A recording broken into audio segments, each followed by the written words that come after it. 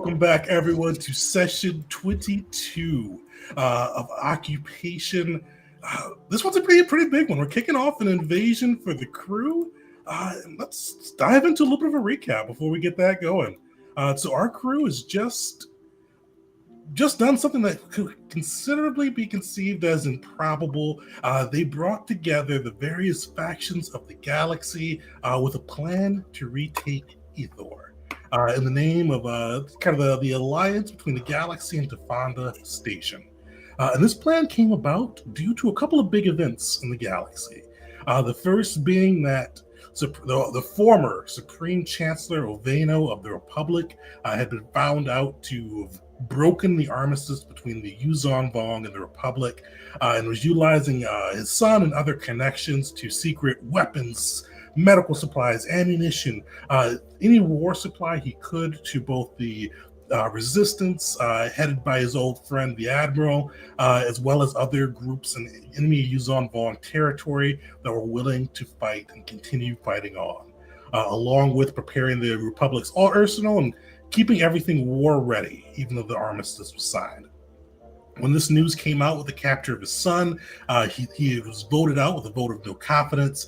He initially tried to flee and join the resistance, but was captured by a group typically known as the Survivors of Vela, minus Vars, with the Gardener and Caesar appearing on holocam with a roughed up Chancellor Oveno between them, next to the new Supreme Chancellor of the Republic, former Senator Even of Alderaan, and the new Chancellor.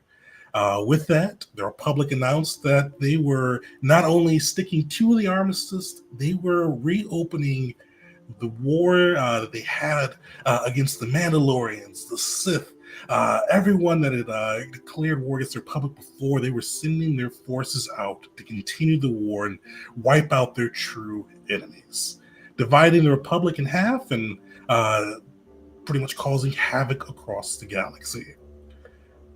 But the crew, though, decided, finding that Supreme Chancellor Vena was going to Ethor, and that the survivors of Vela, including were all kind of brought to Ethor, they decided to make kind of a bold plan, gathering the forces of Tefanda Station and working with the various factions to build an invasion force that they could use to retake Ethor, which was once the site of the kind of the galaxy's harshest blow. It was taken from the Republic with the Mandalorians and Sith at that time fighting alongside them. It was the blow that pushed the Republic out of the war.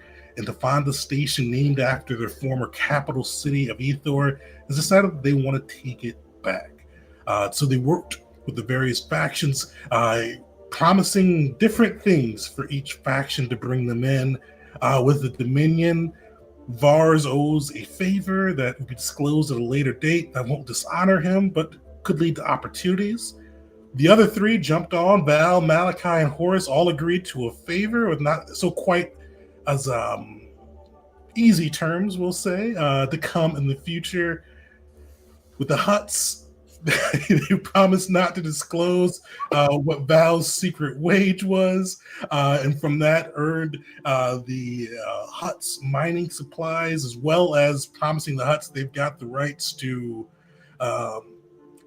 let's say, the first dibs on any resources located on Ethor that they can pillage and take away.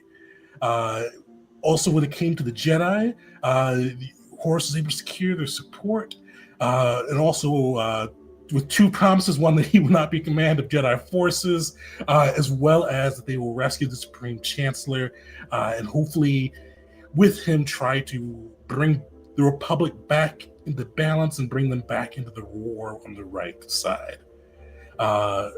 And with that, the Mandalorians too were able to kind of get brought in and encouraged to bring in the Mandalorian commandos to help with the retaking of the planet, and promised with support if Mandalore was attacked in the future. And with that, the group was able to bring these forces in and was able to scout out the the Ethor as well, finding it to be a pretty well fortified system. They've got dreadnoughts, they've got a world ship that is connected to their Shaper's Dim by almost like an umbilical-like cord. There's coral skippers galore, but between the Tafanda Station forces, the Aroidium Mutts, the CC-Ru droids, these refugees and starfighters that you were able to arm them with, your forces outnumber them, and especially with the addition of the additional faction forces, also outgun them now as well, bringing the battle in at this point into the Tafanda Station team's favor. With that too, so that's what we'll pick up now. You guys have secured the kind of allegiance of the different factions, with them bringing in different resources. Quick recap on that: Jedi's are bringing starfighters. The Sith are loaning 2 dreadnoughts out to the effort. The Hutts are providing mining materials, as well as the Mandalorians providing commandos to help fight the war on the ground. What preparation? What do you guys want to do before we kick this off?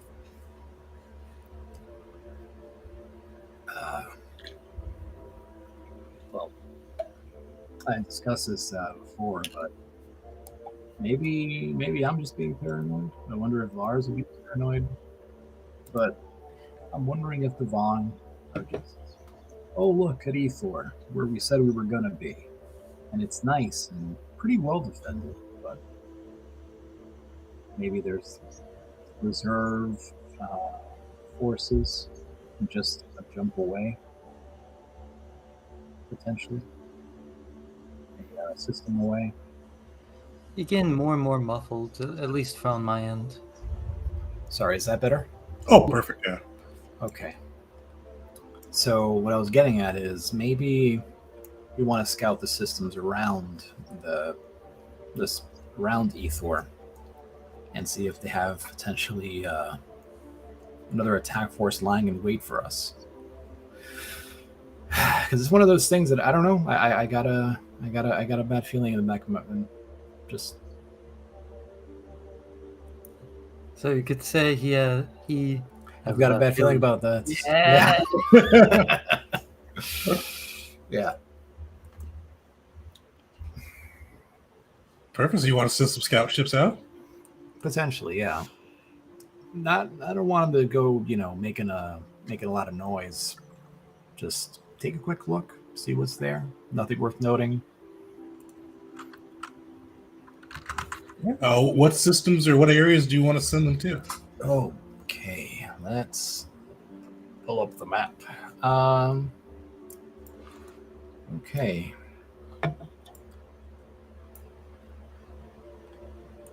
So I would wager it's worth looking at, just based on the lanes, Janasa, Winkathu, and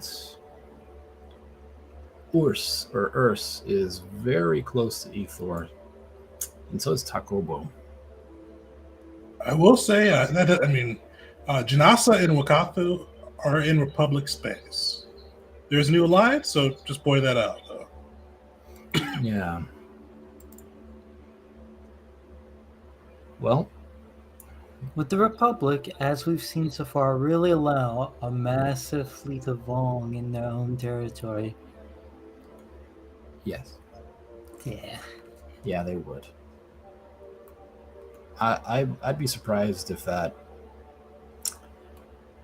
worm of a chancellor is actually, him. I don't know. Maybe the Vong got to him and swapped him out before any of us knew what the Vong were. So I guess, could they get to win Kathu from there? It might be a little hard. Good who?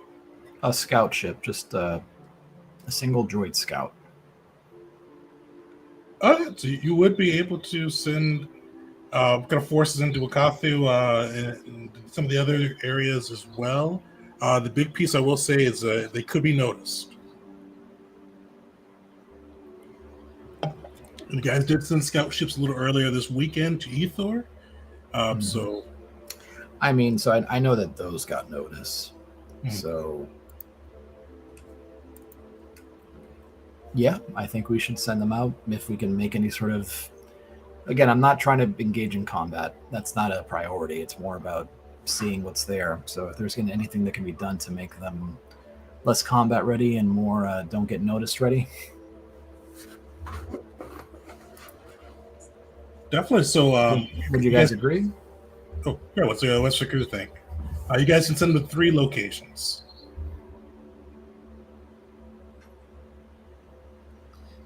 Both I and Horace will abstain.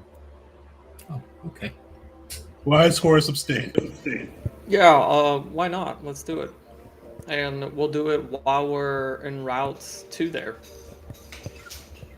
So, are you guys, and just as much, you can't receive information, or you can't, like, transmit or communicate in hyperspace. Oh, I didn't. Oh, that's something that I should remember. Okay. Well, that sucks. Maybe we can take a pit stop, like 2 systems or 3 systems out. I don't know.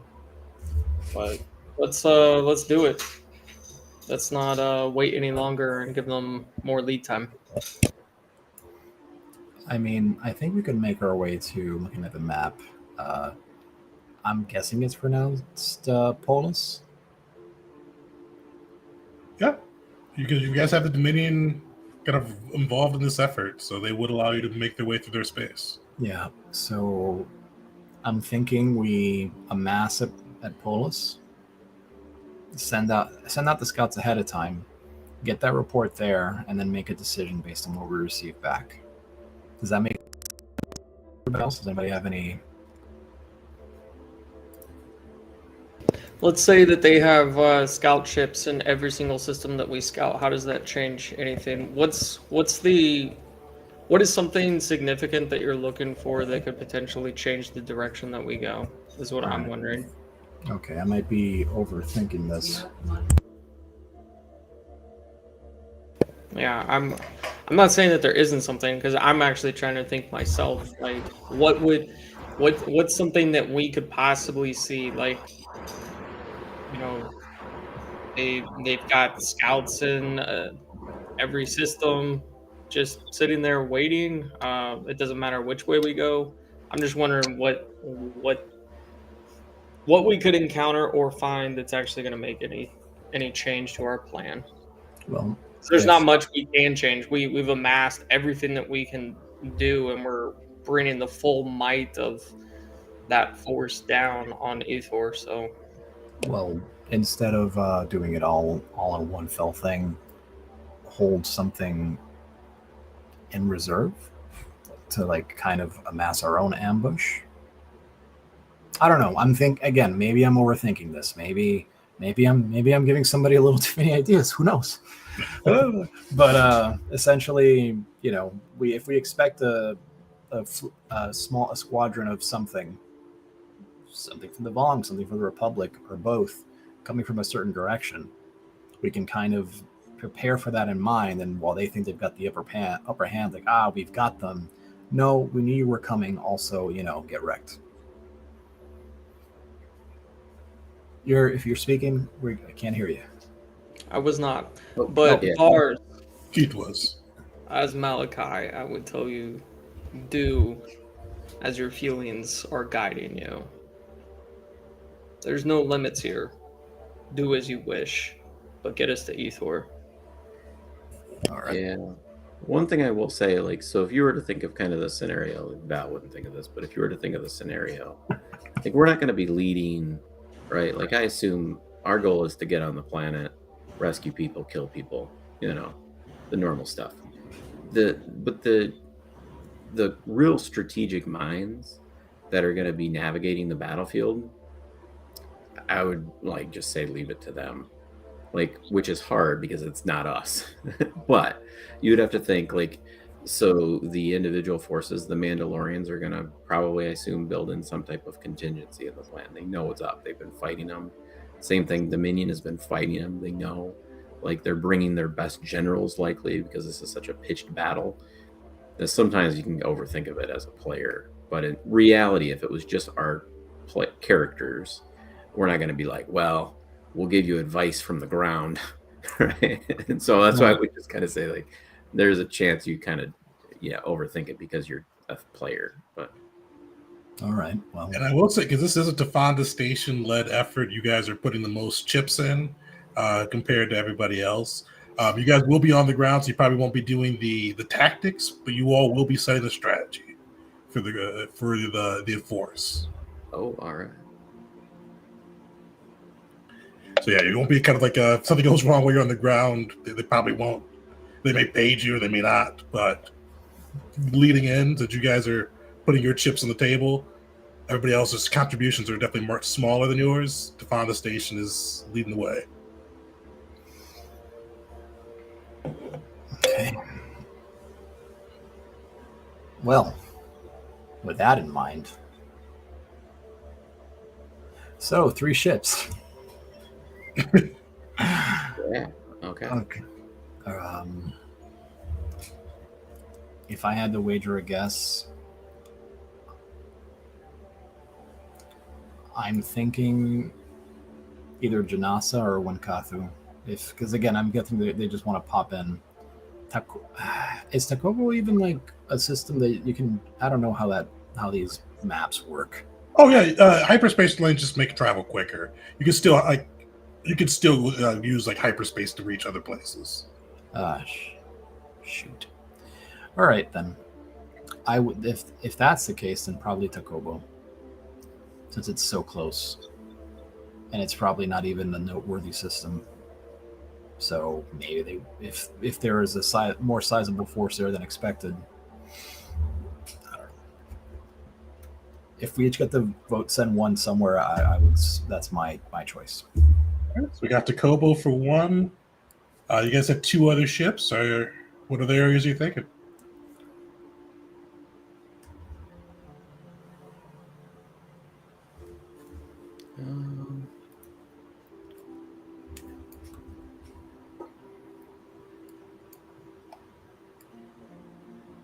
What's under the purple there? Ursi? Urs, I believe it's pronounced. Urs. Yeah. So That that's is used on wrong space too. I'll vote Urs.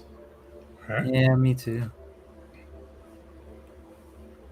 All right, so we got Takoba, Urs. And then Sabensko. Is that? What's it? Oh, Sabensko, is that? What about that as a third then? Is everyone thinking? I think that one's a little further than the rest. Okay. So Is it? Janissa. Yeah, because that's like right on the border of what is it, Vongan Republic space. So Yeah. I'm thinking if they were going to amass some sort of a response against the impending attack on Ethor, that's might be where they would come together. So that makes sense in that you have to assume that's probably a strong defensive position from when they fought the Republic, Mm-hmm. and now it's no longer guarding anything. So that would make sense to me if you were going to have a buildup of forces that can respond. Not to mention it's one jump away. Yep. So, and it's on a hyperspace lane, so they can get there, really quick. The fun thing would be to somehow figure out how to interfere with their billups. Oh, But that's for another day. Yes. Yeah, unless you guys really want to delay that attack. All right. Yeah, like I was saying, part 2 of who knows what, of planning the invasion of Ethor. so I have one thing that Val will do that will have no impact on the battle. He will ask Mandalore to take the Puek as part of the ground force. Okay. The 3 Puek. Get them some battle experience. So Mandalore won't be leading this engagement, but Commander Varus will be there as well, though. So he would definitely kind of acquiesce to taking the Puek along with him. Okay, because you've trained them up. I think the trainings went decently well for them. So they're well trained now. Hey, who knows? Maybe they will make a difference. Okay. All right. Sorry, but yeah, just I didn't want to forget about that. I figured I had no impact, so but yeah, we'll do that. All right. So it sounds like the 3 spots are Janasa, Urs, and what was that other one? Taco. Taco Bowl. All right. The one to the right of it. Perfect. So with this, 3 of you guys, or if you want to divvy one of them up, roll me a perception or a stealth and perception check. A D20 plus 5 for the stealth, D20 plus 7 for the perception. I'm going to have the perception. Okay. What was its plus again? 5 for 7 for perception, 5 for stealth. Got it.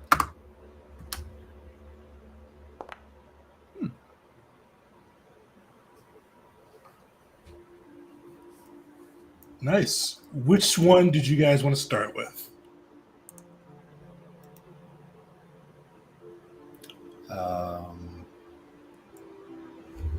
Urs?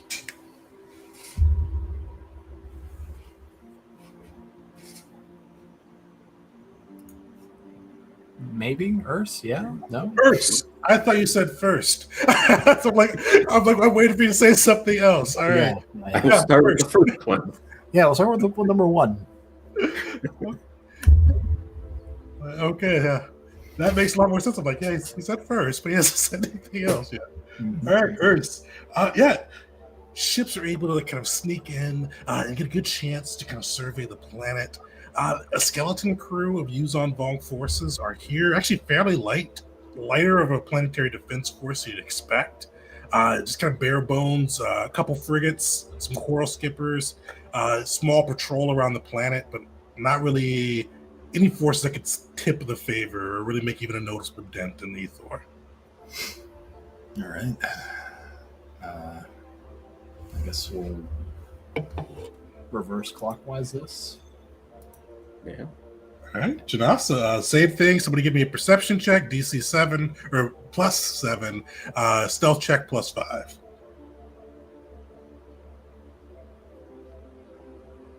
I feel my rolls are terrible today, so I'm not rolling. No? I feel it. I'll try the plus 5 again. Yes.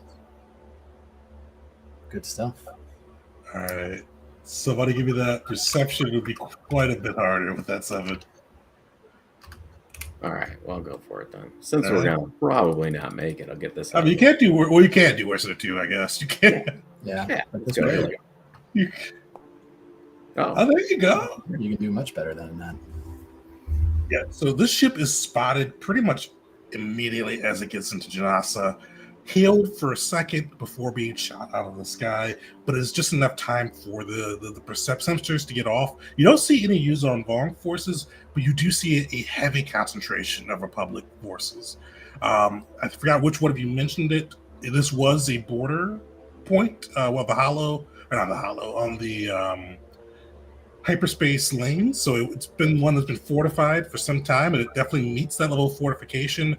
But there is a lot of Republic troops here. There's dreadnoughts, capital ships, frigates. There's a decent bit of forces staged at this point. All right. I guess that brings us to Kobo.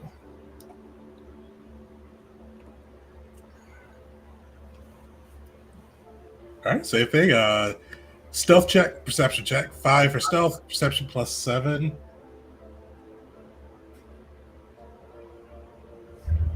I'll roll the plus 7. Let's see where that gets. Nice. Hey, okay. All right, somebody give me the plus 5. all right, here we go. +5. Nice. Okay. Ship is able to get in and look at the staging area, and also as you look at it too, kind of similar to what you saw at Earth. Almost undermanned. There's not many forces here. It's barely like a skeletal presence to keep track of this system. Wow. Okay. So is the Republic going to enter the fight? maybe on our side. Yeah, fingers crossed for that, right?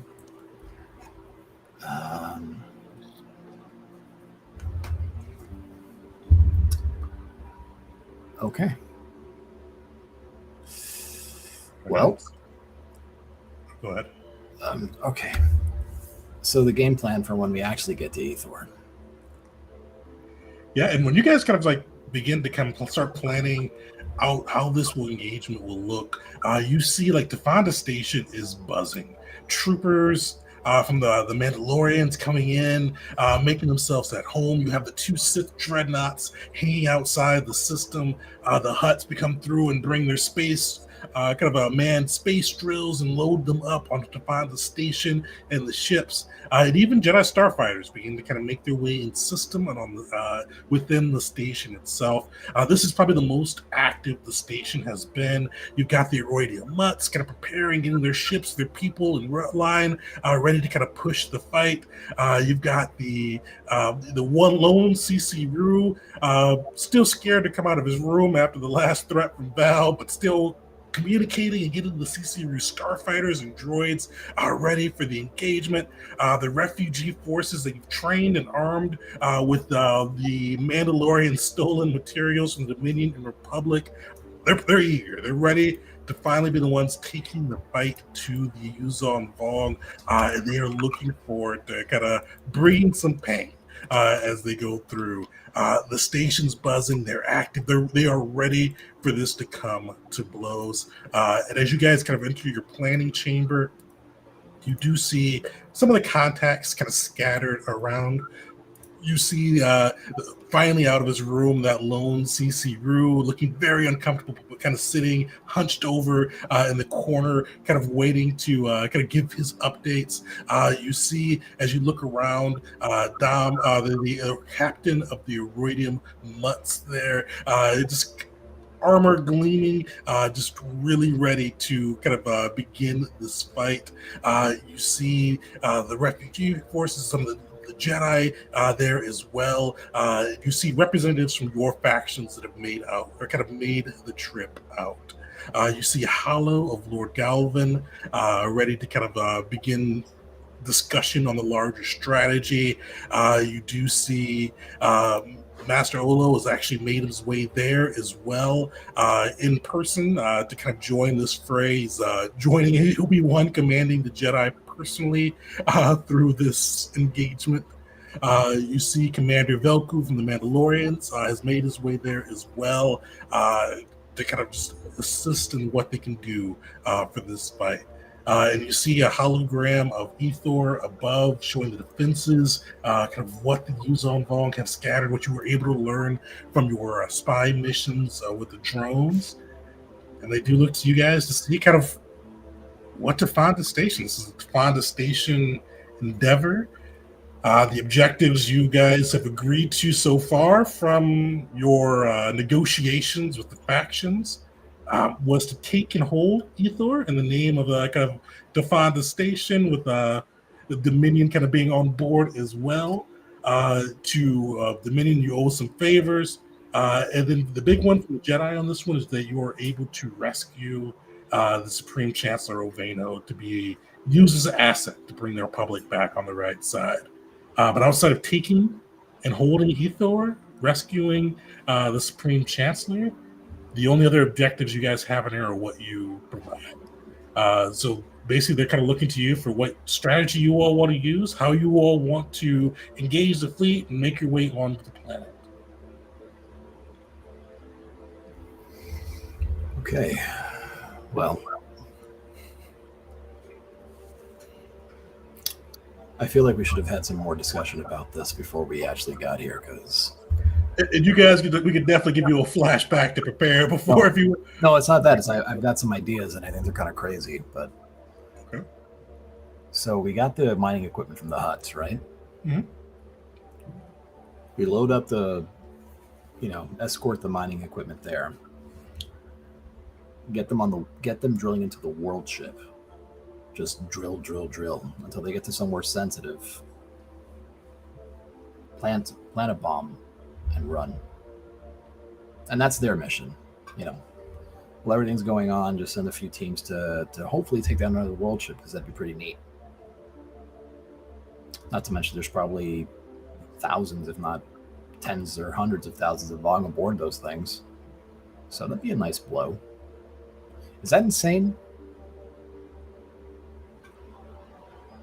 Looking for feedback. No, that's exactly what the equipment is for. So it sounds completely exactly as we've already discussed and planned. Okay. The only thing I do want to bring up is the last people to blow up a Vong world ship was us, which we lost someone to. Mandalore, which, if I remember, he came out that pretty scuffed, and the other guys didn't make it out at all. Yeah. So, what kind of crew was sending into there? Just the Huts people? All right. Yeah, and indentured servants? not just them. Again, I think we load them up with escort, but so I've been giving this some thought. The Vong grow everything, and there's this giant like stem between the world ship and the planet, kind of like an umbilical cord. Maybe they're growing a world ship because Ethor is just so fertile. Does that make sense?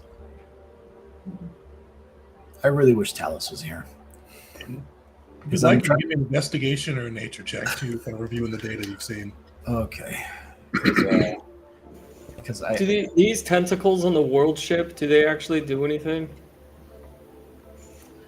They move. They can smash things, fire molten bolts, all that. Okay, so how about this? As our fleet comes in, they immediately alpha what we're calling the stem. Oh. And then we need to keep all of our larger ships and as many of our ships away from those giant Vong tentacles, because they probably hurt. But we need to focus fire on everything. Everybody needs to be targeting the exact same thing at the exact same time. So if we're looking at the map as it is, our small fighters will engage with small fighters, but our larger ships need to pick a quadrant. Bottom left, start, fire, take it down. When it's done, move to the top left. When that one's done, move to the top right. The world ship needs to be last. Just because I don't think that the world ship actually has any firepower. Do we know if it has any firepower outside of giant tentacles? You guys know from your previous encounter with the world ships that it does have its own weapon and complement. It's not as well defended as one of the dreadnoughts, but it's not defenseless. So 4 dreadnoughts is definitely a larger threat than one world ship. Yeah. So Vars, you got some pretty good information as you take a look at this too, just from kind of your study of this world ship, your study of the Vong in general. You know for sure this world ship is already full grown. It looks like it's a lot better condition than the ones you've seen before, but it's definitely not one that's been newly grown. It's one that's kind of probably weathered the trip between galaxies. Looking at it, you guess like the umbilical cord is probably a great way to put it. It is getting nutrients and resources from the planet. With the Nat 22, I'll give it to you as well. But it also looks like within that kind of cord, and kind of like zoom in on the droid's photo that you got, you can see that they're able to not only bring the nutrients up, it's an elevator as well. Kind of a biological elevator sending both resources up and people up and down, depending on what they need. And it's connected right into the Shaper's Den on the planet side.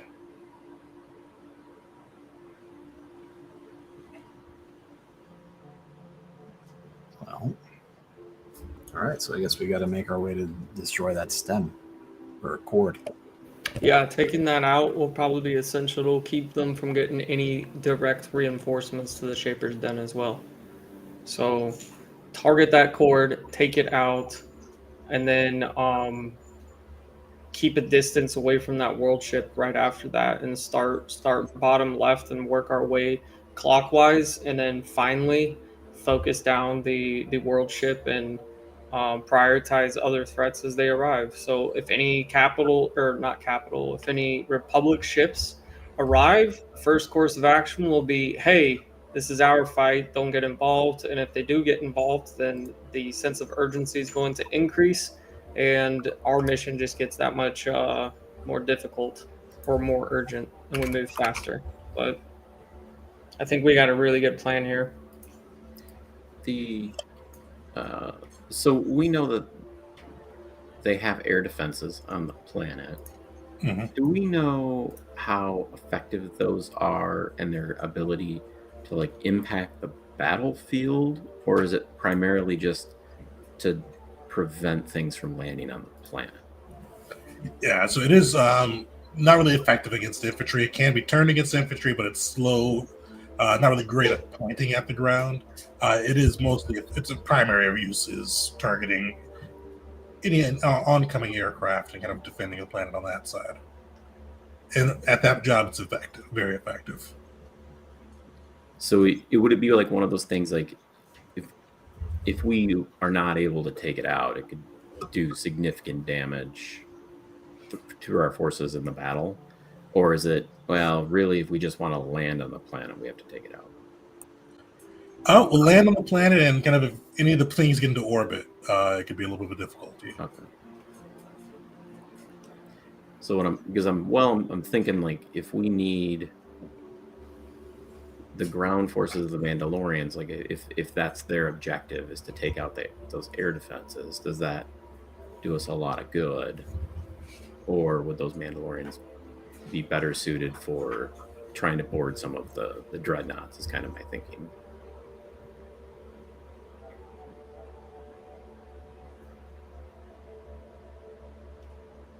What does the crew think? I think that makes sense. Try to board and disable it. Again, since they're going to be in their armor, which can withstand space, have them get in there, put a sizable explosive inside of the thing. Essentially, like use one of the drilling things to just drill as far as it can get. Kick open the door, drop a bomb, and then make their way out the way they came.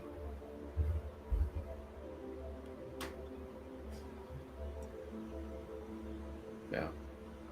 So what if we use the drilling equipment in conjunction with the Mandalorians to take out the larger ships? Then Or we one already at least. I mean, because the dreadnoughts are gonna like. Wow, Malachi. It took me a second there. He just mentioned the Sith dreadnoughts can go ahead and probably go toe to toe with them, and if they focus fire on one, then focus on the next one, focus on the next one, you should be able to take them down pretty quick. Okay. I would say so 4 what's our dreadnoughts versus 2 Sith dreadnoughts. Oh, that's a imbalance there. Okay, then never mind. Mining equipment and boom boom. I think might be the way to go. Yeah, because they're going to have the same strategy of trying to take out. So because I'm thinking like we need a way on the planet, and so we could try to forcefully land and deal with the air defense, or we can board the world ship and use the elevator down. Neither of those sound great, but depending on kind of what we want to do with the rest of the battle, if we want to divert forces to try to get us to the ground, that might take away from the battle. You think you want to ride the elevator down into the Shaper's lair and take her from there? Yeah. Okay. Because then we can use the Mandalorians to help take out the dreadnoughts. How long does it take to ride an elevator all the way from space down to planet side? Well, we'll have elevator music. It's fine. Yeah, but I'm figuring that's probably not a 1 minute trip. Yeah. And that's 10 minutes, 20 minutes, 30 minutes of us going down in an elevator. Meanwhile, people are dying. Yeah. Would we kind of had an idea of how quickly that would take, how long that would take? Of that 20, I'll give it to you too. It does take about 10 minutes. It's a fairly quick elevator to get in orbit all the way down to the planet.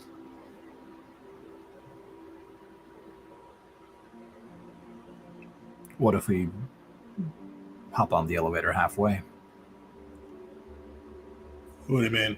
Like, we don't penetrate the world ship. We just get into the elevator shaft. Yeah, with the mining equipment, you could definitely try to do that. Yeah. Got spacesuits. Yep. Hope the elevator doesn't land on us. Well, yeah. Elevator falls, you will die. Okay. Thinking that'll shield us from whatever air defenses they have. Mm-hmm. Hopefully they won't try to take out the elevator as we come down, but That was part of my thinking. Like, they probably won't want to destroy their own resource like that just to get us. Not to mention, Nemien has this fascination, whatever, with bars. So she probably wants to get her mitts into him while he's still mostly intact. Who knows? They might just roll out a red carpet for me. Except, it's not really. So, plan of attack. That sound good, guys? All right. Objections, concerns, doubts, thoughts? Please, I want to hear them. so we'll send the station in first, along with the bigger Dominion ships, to cover the Mandalorians' land. The Mandalorians try to take out the dreadnoughts. We land on the world ship. We use the elevator, or we hack the elevator, for a better word, of drill through it. Yeah. And then use it down. Yeah, and I mean, they might have Billups, but I think if we can jam any, I don't know how jam communications works, but if we could jam any communications leaving the system, like standard communications, I don't know if I have no idea if the Vaughn would even touch anything that's made out of metal, but maybe the Republic has that set up to receive that way. I don't know. How long would it I'm take? also just going to say that mechanically speaking, 10 minutes is 100 rounds. That's a lot of rounds. That's a lot of rounds. That's a lot of damage that spaceships are shooting at each other. That's a lot of time. A lot more time than I mean, But I'm trying to cut it down to 3. Yeah, but if you were to think, so we have to get on planet, like assuming we got to get on planet, there's no way that they're going to leave it undefended for a ship to just fly in and destroy it. Like, ships got, like, we just, we could send a few fighters in and take out the entire facility. Like, so there's no way they're going to let that happen. So they're going to concentrate their air defenses around that place. So how close can we actually get? And then it's probably more than a 10-minute walk away from somewhere that's realistically landing. Or we just try to crash land. That worked fairly decently. You're saying that we're going to the surface. We're going to the surface to take out the air defenses, right? No, to go extract our, go kill people and then extract our guys. Yeah, to take on Master Shaper Nemien, rescue the former Chancellor, see what to do about the other survivors of Vela, and yeah. And I will say, it does take 5 minutes to go from orbit to planet to surface to land, pretty much. So it's a little longer, but not much longer, and that's not factoring the walk, like Val said. Unless we're thinking we're going to win the space in orbit and then siege the planet, I'm good with that too. There's also less resources. I kind of just assumed. I don't know if I should have assumed that we'd be doing this while the fight's going on, but maybe we help in the fight and then we take the planet secondary. I mean, personally, I'm in favor of cutting the time in half, No, saving you're the resources that right. we have. Taking What's that? Uh-oh. Can you guys hear Malachi at all? I can hear him like super like intermittently in robot-y. Yeah. Not now. He's looking like a 1440p video right now. Oh, yeah, I can't see him in the video. All right, so they sum up the plan so far while we're waiting for them to get back in. So you guys jump into space, the station, or jump into the system to find the station forces along with the Sith dreadnoughts. To find the station crew, you guys are going to load up into one of the hut miners and use that kind of with one of your forces providing cover, I imagine, and kind of making towards the umbilical and utilizing the miner ship to kind of drill through that cord and then try to insert yourselves into the elevator and ride that down planet side. Okay. Malachi, are you unfrozen or are you back? Oh, you're unfrozen. Good. Yeah, so What were you saying? I've been able to hear everything the entire time. I don't know what's going on. No, yeah, we can hear you now. You're good. Yeah, you're coming in good now. Perfect. So yeah, you see the crews kind of all kind of nod an acknowledgement to the plan with the Sith and the Mandalorians kind of just getting their own thoughts on how to both kind of try to take some of those dreadnoughts and keep the fleet safe. Is there anything else you all want to do before making your way out? Anything else? We'll kind of go around for each person. Anything else you guys think you can do with your individual PC to help kind of aid the efforts for the crew before making your way to the ship and executing the Battle of Ethor?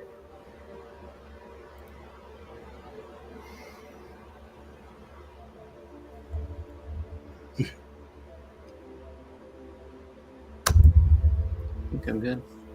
I think how much are med packs? I'll tell you, I already buy some med packs if you don't have. I bought an ass load. You did? All right. Yeah. I actually don't know if I have any. I bought 14. Okay. No, I know someone that has med packs, so I'm good. There you go. That's good enough, right? So I encourage you, med packs, premium med packs, anything you need on that side to be ready to heal. Yeah, unless there's anything crazy. I think I'm good. Sweet. So I was asking Vars. I'll pick on you first. What does Vars do as he kind of prepares for this fight, knowing that on the other side he's got Nim Yen, who's been after the survivors of Vela since their showdown in Kashyyyk, which almost ended the survivors of Vela, and knowing that there's quite a few of his friends there. Dash is there, and Dash has been there for about a couple weeks now, and maybe be shaped himself. You've seen the shaped versions of both the Gardener and Caesar. You know they are on planet. How's Varus feeling? What's how's he getting prepared for this? I mean, before, maybe when he was trying to avoid the responsibility of leadership, I guess now he's just embracing it. Like, he's making his rounds throughout the ship, throughout the station, making sure everything is in top shape, learning what he can of the Sith that are present, the everybody that's there. He tries to collaborate with and get a better understand, and try to form a camaraderie, because we're all there for the same thing, to win. Nice. So that's what he's doing. First, give Yeah, actually, I'll let you decide on this one. Give me your choice. If persuasion, if you're trying to build those bonds of camaraderie, hard to say, and trying to get like the people motivated for the fight, you can roll persuasion. Or if you're trying to kind of see a little bit more about the capabilities of the different factions you've got there, trying to scope out what your Mandalorians, the Sith, the Hutts, and all their forces can do, you can do an insight check. So your choice. I will try to build bonds. All right. I am not good at building bonds. Yeah, you go through, and it's people are excited for this, even though you may not make the most like direct connections. You do embolden, especially some of the Defanda station crew. The Mandalorians and Sith are both battle hardened. They're pretty easy to throw into the fight, but the refugees that you guys have armed and trained, even the Eroidian mutts, you're able to kind of not necessarily build a bond, but definitely give them a little extra spark as they go into this encounter. Okay. Malachi, I'll pick on you next. What's Malachi doing with the kind of an impending invasion of Ethor, where the alliance between the Republic and the Dominion Sith was broken? This could be a bit of a time for Malachi to make a little bit of a name for himself. How's he feeling with this? With Sith forces kind of joining the fray, 2 dreadnoughts in the mix. How's Malachi feeling with kind of approaching this and approaching some of the Shapers? The Shapers have done him harm through the years. How's he feeling about paying some retribution to their head member?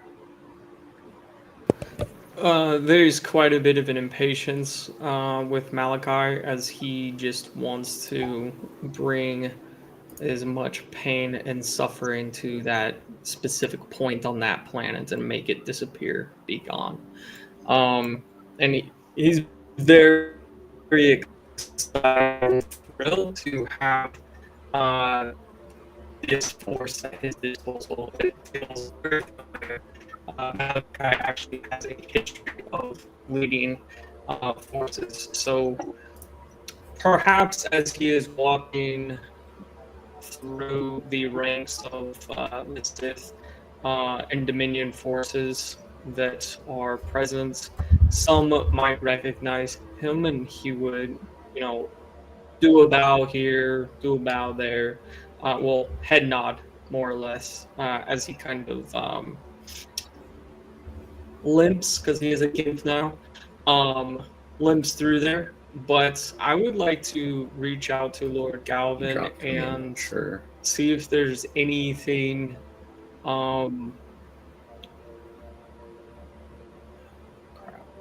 Can you guys hear me?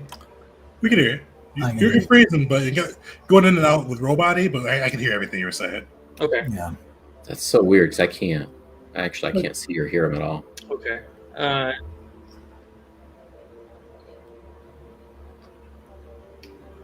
Yeah, I just want to reach out to Lord Calvin and see if there's any extra order of business that he might have for me on the planet side or in general, because I feel that I might have to recover some ground that I've recently lost with him.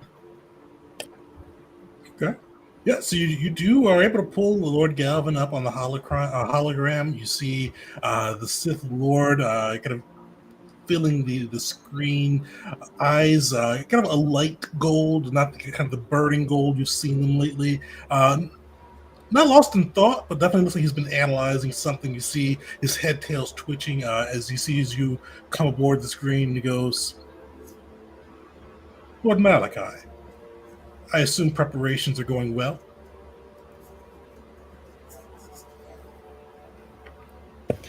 As well as they possibly can be. The Mandalorian that you hold in such high regard and that I have also come to surprisingly respect seems to be doing well. I think you can be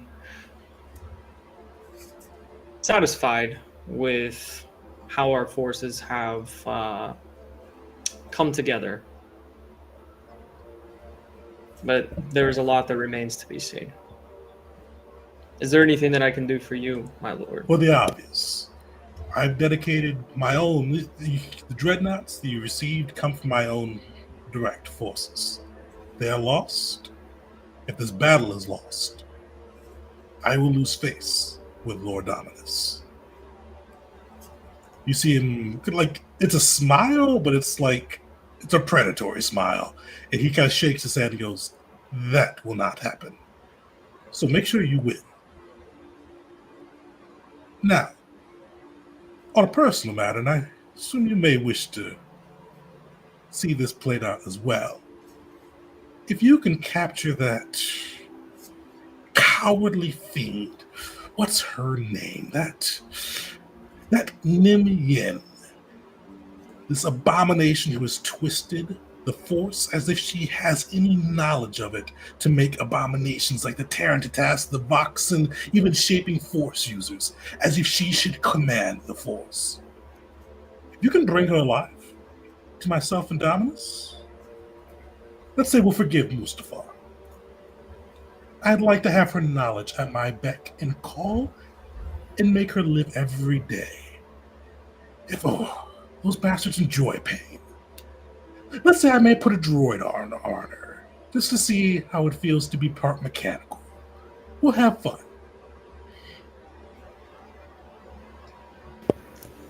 That sounds absolutely amazing. You will have every effort on my part put towards that end. That's good to hear. And I do expect that the others, my group, would not be against keeping her alive to face the transgressions of her choices, the consequences of what has transpired here. And yet, I will make sure that she falls within our hands. Well, as I said, who cares if you couldn't bring or stop the Terran attacks if you can bring us the one who made shaped Terran attacks? I figure the Vaughns have found a way to make them obedient, and she knows that locked within her little head. So bring her head attached to the rest of her for the moment, and all will be forgiven. I will do my best, Lord Galvin. You see, you've got to give a nod before cutting out. The last thing with Malachi, as you prepare and kind of meet, kind of walking through to find the station and with your new charge, is there anything that you do just to kind of prepare and that last little push before you set off to war? About how long do we have until we're expecting to be in the thick of it? So you're probably about a day. Day. Okay.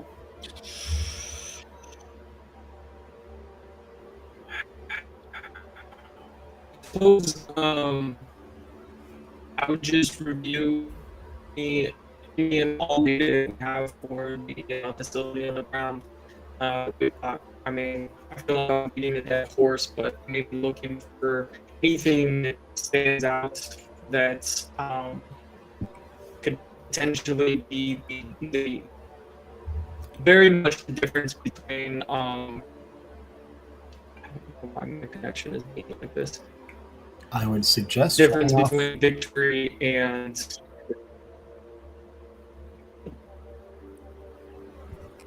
We lost you for good that time. I would take Vars' suggestion and turning your camera off just to see if it'll help. I'm going to repeat what I heard just to make sure I'm on the same page. If you're still there, hopefully you're still there. I'm still going to repeat it. But you wanted to kind of examine like the terrain of both the planet and kind of the space field, just to kind of see what advantages, or just kind of have a good idea of kind of what to expect from the droid information that you received in your preparations. Is that fair, Malachi? Awesome, Austin. Can you guys hear me? We can. Yes. Okay. Yes. Yes, that would be correct. So I'm just doing a constant review, looking at everything that I can to get this strategy that we've come up with to be as close to perfect as possible. All right. Give me your choice of perception or investigation as you kind of examine the space around Ethor, the positioning of the dreadnoughts, the world ship, as well as like the area around the Shaper's Den, just to kind of see what bits of kind of intel or points of attack the Fonda Station crew going to take. Okay, give me 1 second. I need to restart Foundry. No worries.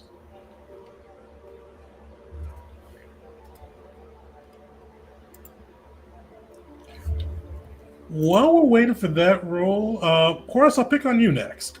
So I know you were gone for a second, but basically what we're doing is we're kind of saying like with oh, you're on mute. I have the stream up while I was gone. I big brain. I'm fully caught up. Oh, sweet. So what's Horace doing? To kind of prepare for that last day, kind of that last little push before they join the war. You know, it's probably gonna sound bad when I first say it, but making peace with the Force. Okay. He is meditating and trying to fully quell the kind of chaotic feeling he has around him. A lot of his aggressive emotions to the Vong, trying to get his head into the game. A lot of the times he has gotten Pyrrhic victories for his own faction, and right now he's truly trying to get into the mindset of not this time. This time we win. We win decisively. And he also is probably for one of the first times, knowing what he's going into, he somewhat believes that this might be his last run. It's like something in him. And so he's making peace with that right now. Like, this one might be it. And there's been other times like this where he's gone like, this might be it. But he still came out, but this time he's not sure. Okay. Horace, give me a wisdom save. All right.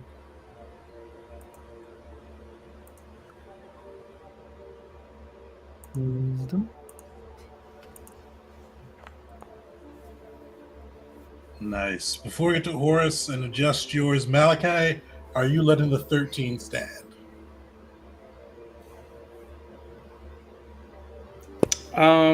Yeah, I can't really do much else, and I think we need, if we have any inspiration in the pot, I want to save that for when we get planet side and world ship side. Perfect. Well, you're able to kind of analyze the battle paths and definitely kind of find some little unique pieces, kind of where maybe the miners can go from this direction, things like that, but nothing earth-shattering. But you're able to kind of examine it, know it well, and even communicate some of these ideas out to the combined forces under the Fonda Station banner.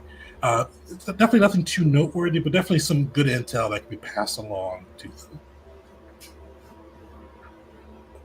Horace, before I kind of adjudicate yours, with kind of Horace centering himself and kind of like reconciling, I'll say, it's more than cleansing with some of the chaoticness and some of the pirate victories and things in his past that Horace has caused.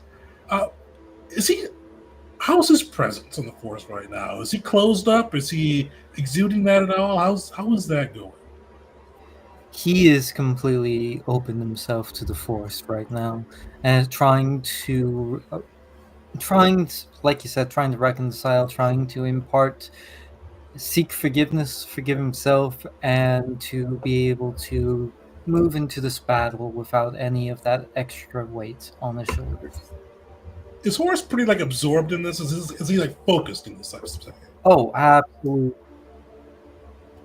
So, Horace, as you come out of come out of your trance, come out of your meditation, you look up and you actually see a number of the Jedi, including Master Palo, the Total Master that worked with you, kind of sitting in the same area, kind of arrayed around this area, also in meditation.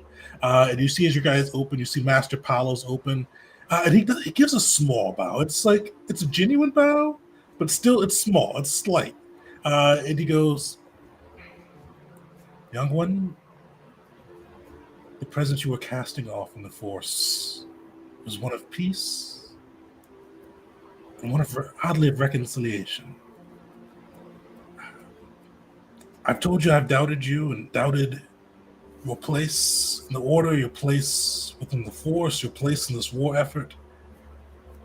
But I will say, and some of those doubts still remain. But I don't doubt your place in this battle. I don't doubt your intentions here. I feel you found your peace in the Force, and he kind of points to himself and the other Jedi around, and you helped us achieve a measure of our own." And he kind of gives like another bow, a little lower this time, and he goes, "And for that, I thank you." Horus would not spoil those wise words with his own words and would bow his head. Ready. And you see the Jedi, like the Jedi are one for exuberance, or one for kind of the Mandalorian's dark humor before war, or the Sith's vile humor before war. But the Jedi, like they seem centered. They seem ready. They seem on their path right now. It seems perfectly prepared for this battle. Val, what's the Hunter of Hunters? Like with Ethor, a realm teeming with life, and probably normally Val would probably want to hunt there. But now he's getting the chance to pursue the Yuzon Vong, these creatures with in Val's sense, their own sense of honor, but have gone and tarnished areas of the galaxy, harmed civilians. And this is Val's chance to kind of show them the error of their ways a little bit. How's Val feeling right now, and kind of what's he doing in preparation for the battle the next day? Yeah, so you guys might have seen this in the past. I don't know how open Val would have been about it. But Val has very meticulous kind of routines when it comes to entering a battle. And largely it's around nothing flashy. He doesn't have like gems or jewels or anything. But you can tell everything on his person, including his weapons, his garbs, is meticulously cared for. And so he would actually invite the Puak to join him as he preps. And so it's his traditional tribal guard. He cleans it. His weapons he would meticulously clean. His belts, everything about his person. He would kind of go through this ritual, and he would actually take the Puak through the ritual. And at the end, he's going to take the symbol for Tafanda Station and paint it upon the garbs of the Puak, and then kind of just and throughout this process, it's very much like about an inner calm and inner peace, as that's how Val kind of views his preparation. But at the end, he will kind of paint this onto the Puak, its garb, and then just say, Val has trained you. Now your honor is Val's honor. You shall carry this into the battle, but do not let the Mandalorians dishonor you, and do not let you dishonor your fellow Puak. And then just kind of get a little bit of a nod of appreciation for the work and the training they've put in, and kind of give them a little bit of his blessing as they go into the battle. Nice. Give me your choice of persuasion. Kind of see those words. Want them to kind of hit really well, or athletics. If you wanted the training that you've imparted onto them, the training that probably brutal training that Val has put them through. If you want that to kind of carry them through more than the words, so your choice. Yeah, we'll go athletics on that one. All right, go.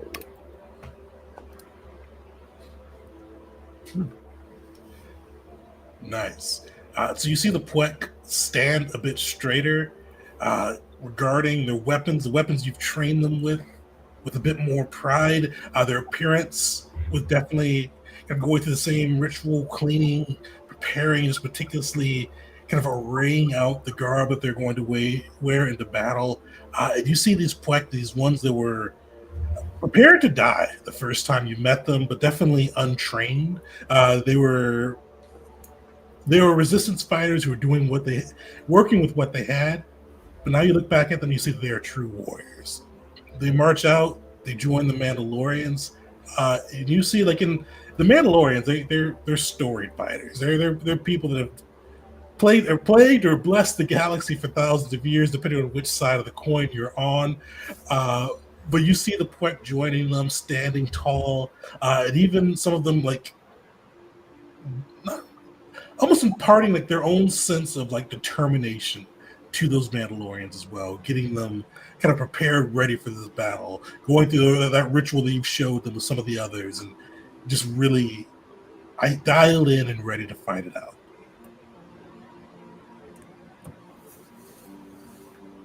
And with that, each of you guys are going to go through your own rituals, your own preparations to kind of get ready for this. This will be the make or break moment for Tefan Station. Your forces are committed heavily to this battle. Going over just the stats, you outnumber the Vong. You guys, every droid analysis shows you have an edge in this fight.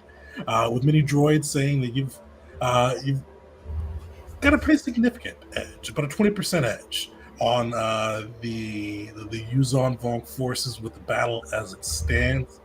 But after all the preparation, the only thing to do is to launch, to make the jump into hyperspace to the Ethor system, and finally begin taking planets back from the Yuzon Vong. But before we get into that piece, we're going to take a quick 5-minute break. We'll jump back 8:37, get into the battle. Oh, a couple things. I mentioned this last session, but I want to remind everybody here too. So you guys do the Tefan Station resources, your preparations, and bringing not the Yuzon Vong, bringing the Dominion and all your other factions in against the Yuzon Vong.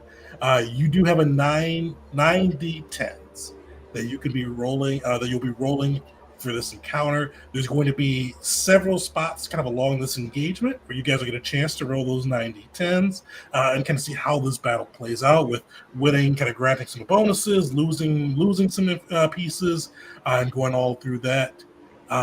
With that, the Yuzon Vong don't have their full forces arrayed at Ethor, so they have a 7d10. So you guys have a 20% advantage on that. I think it's probably not exactly right, but a 20% advantage, we'll say. I don't feel like doing real math. So with that, also preparation-wise, Horus and Val. So Val, between inspiring your Puek and then bringing that back to the Mandalorians, you've got them pretty inspired, ready to go to battle. Horus, the same, bringing that inner calm to the Jedi. They're inspired as well. So with this, you guys will have 2 chances to re-roll 1d10 for this encounter. There also will be potential during this, and I expect the Battle of Ethor to be probably 2 to 3 sessions. There will be chances to pick up other bonuses to your rolls as well, depending on how things play out. So right now you've got 2 rerolls you can get in your back pocket, but there's potentially more to come depending on how you guys play. But with that, we'll actually take the 5-minute break, and then let's say come back at 8:40. All right. All right.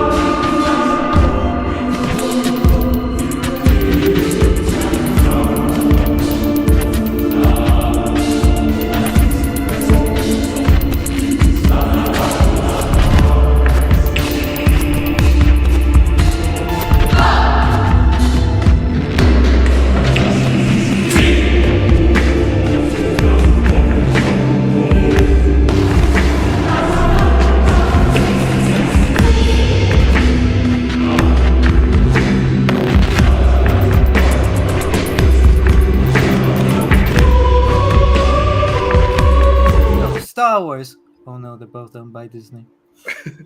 Welcome back, everyone.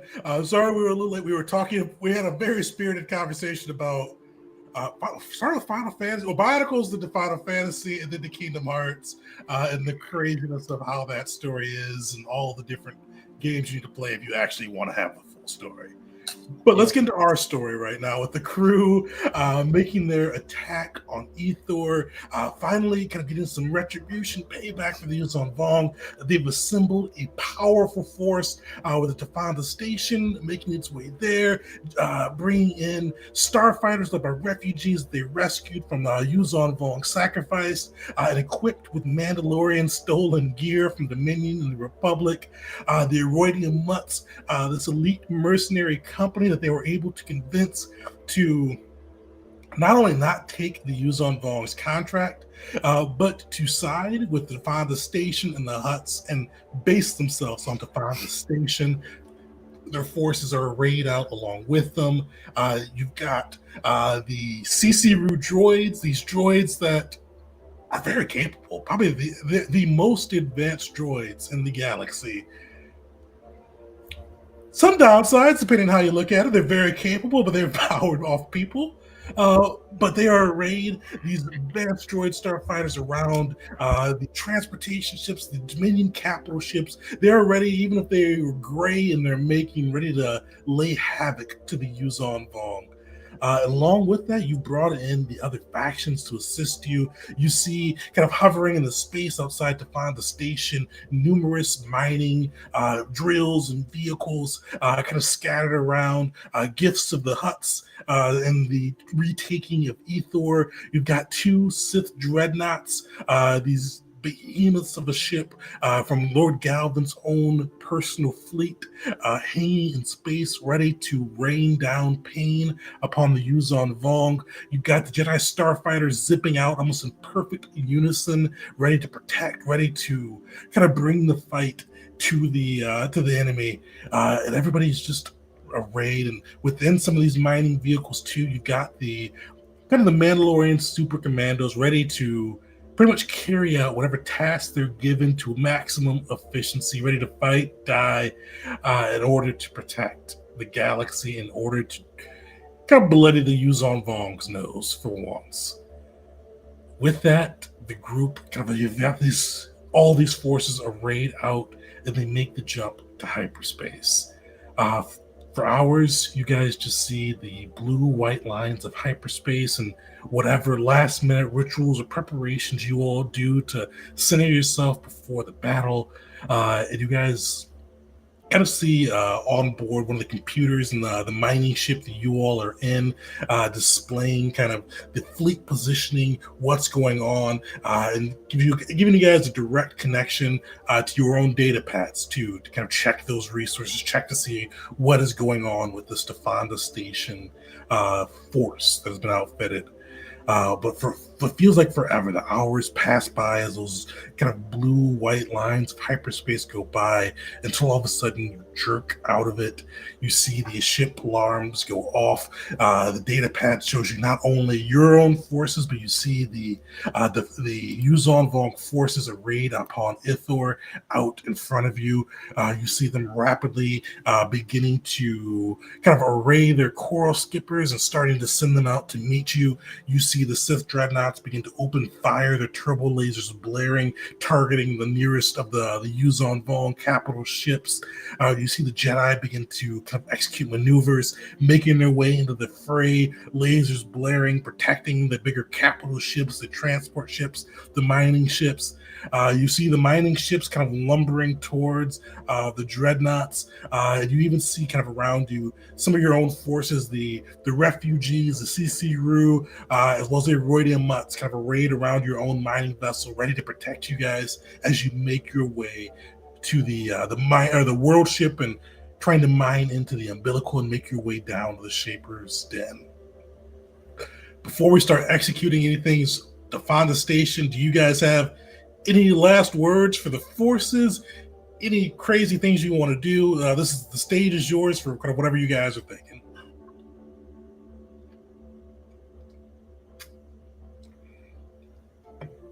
Well, no pressure, huh? Well,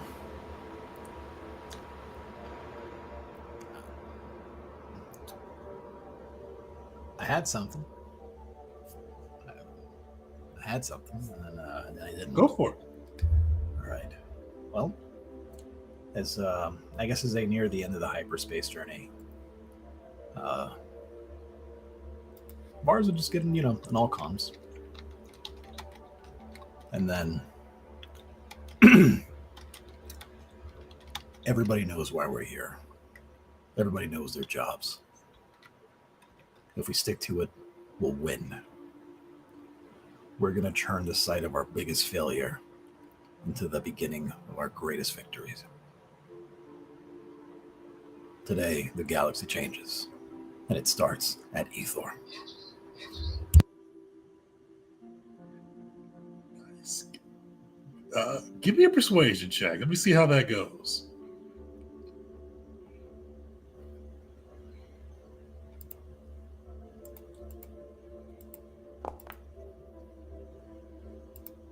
Nice.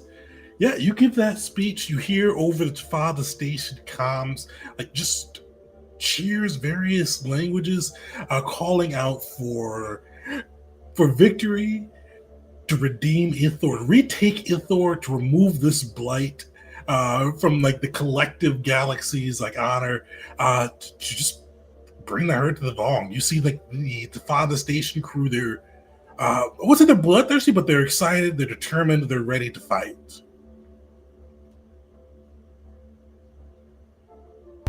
Hell yeah. Perfect. With that, yeah, you see the forces closing in. They begin to start executing the strategies you guys have decided upon. There's 4 of you guys. Each of you roll 2d10. One of you roll 3d10.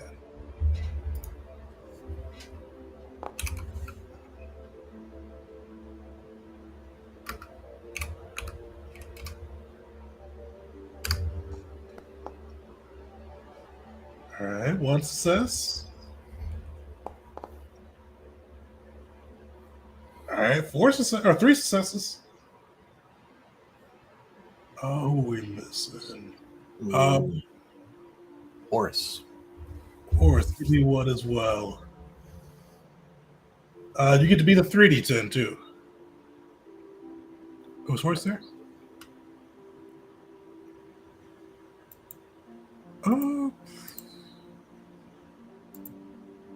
Well, who wants to roll the extra 1d10, and we'll let him roll that his 2d10 when he gets back. And let me roll out the Yuzon Vong to see how this engagement begins.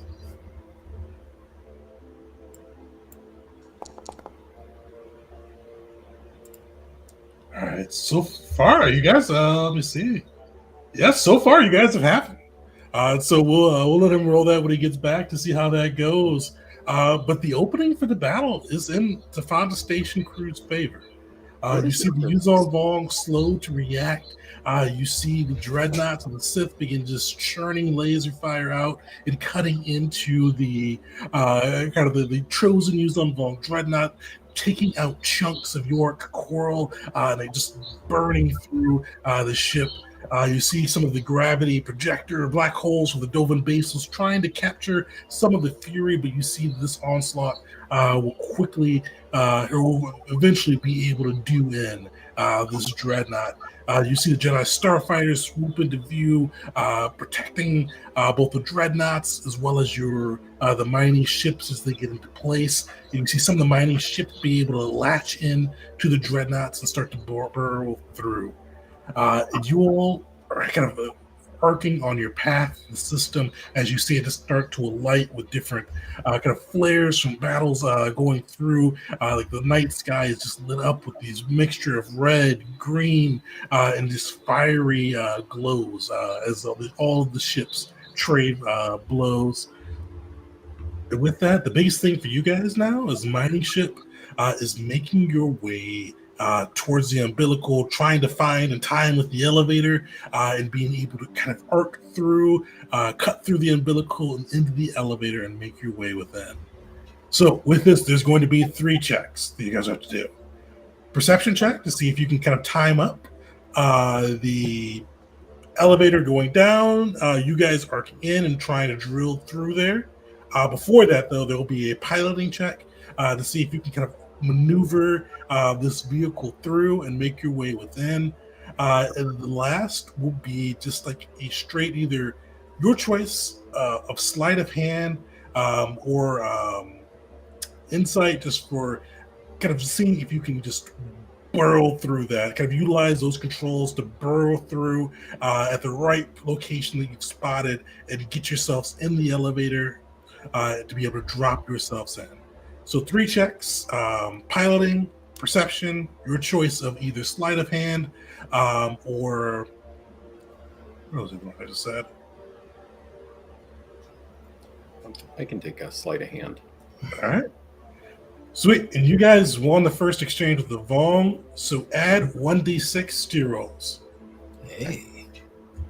So I'm gonna throw a wild guess out there. I don't think anybody's proficient in piloting.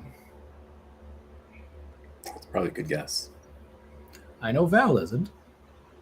That's how we met.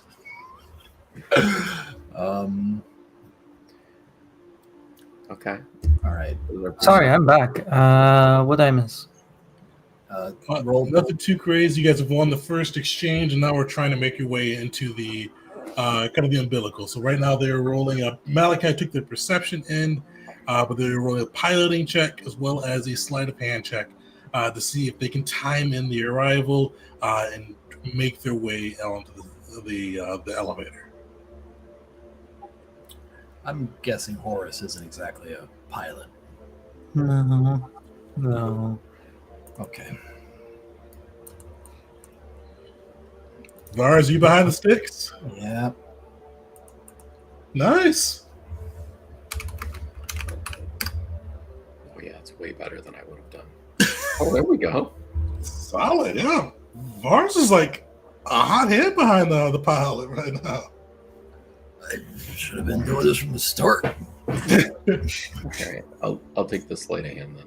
All right. Here. Shit. Is that before the 1d6 too? You know, is that... What's that? Yeah, that was before the 1d6. Yeah. Holy shit! Yeah, I do pretty good at sleight of hand. That's my one skill. So that's 31. Yeah. So I'll kind of start it off, but if there's anything crazy you guys want to add for your actions here, definitely chime in. But Vars, like, you are flying through hell right now. Like, you see coral skippers flying through, you see black holes kind of arcing in between you and the mining vehicle and the umbilical for the world ship. You see blast of molten plasma, heated turbolasers.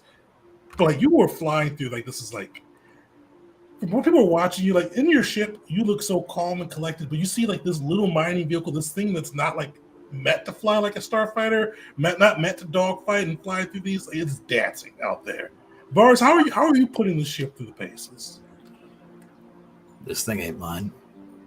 I'm driving. I'm driving this thing like a rental.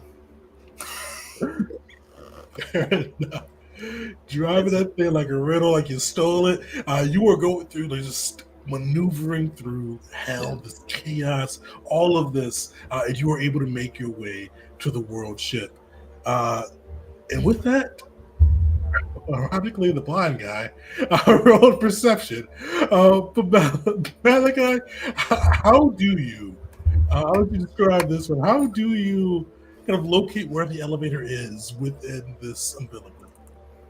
I might be blind, but I can see the distortion that the Vong presence here creates out in this space. So kind of like holding on, my knuckles can't really get any more white than they already are. Malachi's a pretty pale guy.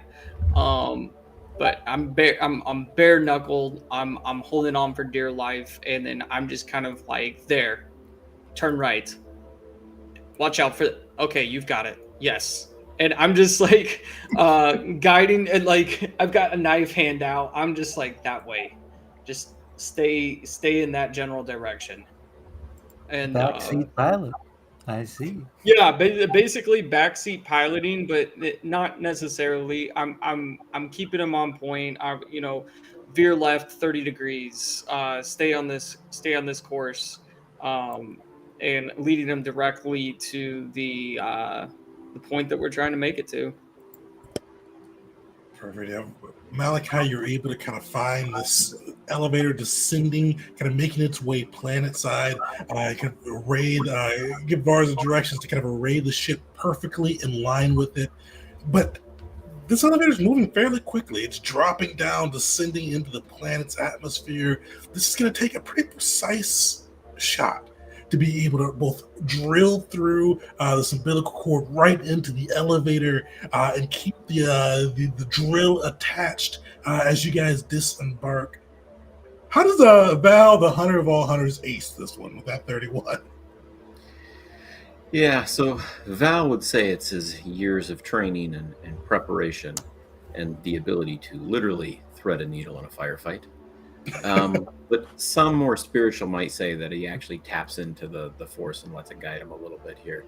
But he actually will start spinning the ship or the head as we come in to match the pace of the world ship through its orbit. And so when we hit, we're already hitting with the correct momentum and angle. So actually when you hit, it doesn't feel like a jolt, like an object just hit it.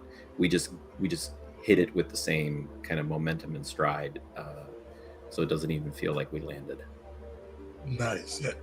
Val, like the epitome of grace here, gets that drill spinning as Vars pulls the ship in, and like it's one of those, you collide with the force, but it's smooth. Like that drill just cuts right through it, drills right in.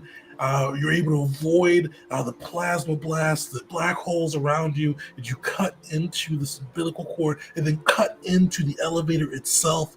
And Val's able to keep it spinning at the perfect range to keep that mine ship or the drill ship from like breaking apart or kind of just colliding with the elevator and keep matching the pace, giving you guys time to be able to jump off the elevator or jump off the mine shaft into the elevator and kind of begin your descent or see what's inside the elevator.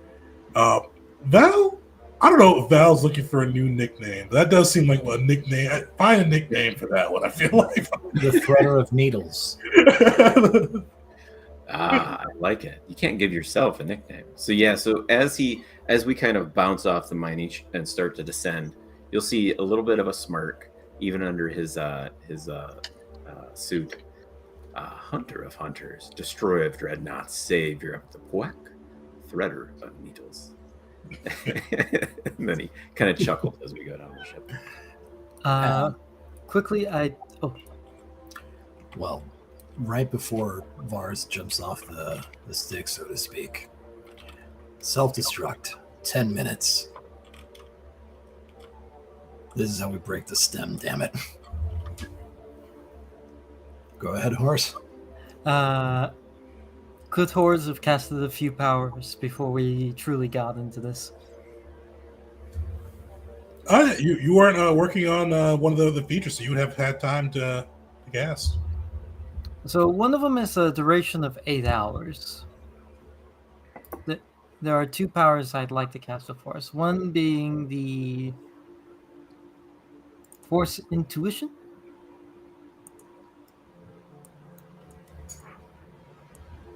Which, it doesn't say the... Oh, no, it does at the very bottom, 8 hours. But the main one, for a bonus for the party, is the improved Force Barrier. And as you remember the combo, maximum. Plus 20 HP for the party. Nice. Are both of those good to go, or? Yeah, you aren't doing the checks, so you're good to go. Heck yeah. So that improved force barrier only lasts 10 minutes, right? No, that's the casting time. Oh, okay. It lasts How 24 long hours. does it last? Oh, I didn't read that bottom part. Okay, cool. And in addition to that, would if we're able to do any sort of prep once we get onto this elevator. Good landing. As I like stand up real quick and just kind of like bones cracking, and I let out this kind of, the normal shrill groan that Malachi does, but vitality shield. Would I be able to cast that? Unfortunately, you were working with the prep, so you did Okay. cast that. It would have to be kind of when you encounter what's in the elevator. Sure. Okay. But you guys are able to kind of pierce through into the elevator and begin to disembark. You see, like, make sure a furious surprise upon these creatures' face as you burst in. You see 3 Yuzon Vong soldiers kind of struggling to put in their gumith, the things that allow them to breathe. And you see their amphistaffs arrayed in just pure bewilderment and anger upon their face. You see kind of like in their midst, but like kind of like behind them, this young woman with 7 fingers on her left hand. You see like head tails twitching from behind her, and you see just kind of same bewilderment, but rather than anger, you see like a mixture of like studying, like observation, like almost like she's observing a new problem that has come through. But you see this like leather leash upon her hand. And you see connected to that leash this howling creature. And you see one of the hunter boxen kind of leashed up next to the shaper. And you see like this just rage and just unfurling of amphistaffs as they point and shout, "Intruders! Defiled our holy place! Kill them!" And we're going to get into a combat.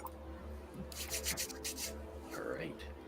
Stuff it, you Scarface son of a bitch. Hell yeah.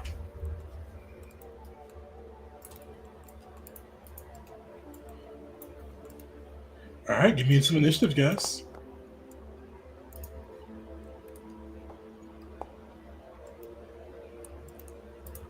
Are the names really weird for y'all two up in the initiative thing at the top? There's weird stuff under them. I don't. Yeah. Weird. This is, what does it look like? It shows like a Yuzon Vong warrior for me. Oh no, for like under us, like The Voxen just says D. D. D. Yeah. Under Horus, I see like Zalej del Kakakaka. Weird. I don't see that. Ento Fulfofo. Yeah, and I'm a human duck. A human duck? I'll show you what we're talking about. Hooray for screenshots. Yeah, no, it's a little silly.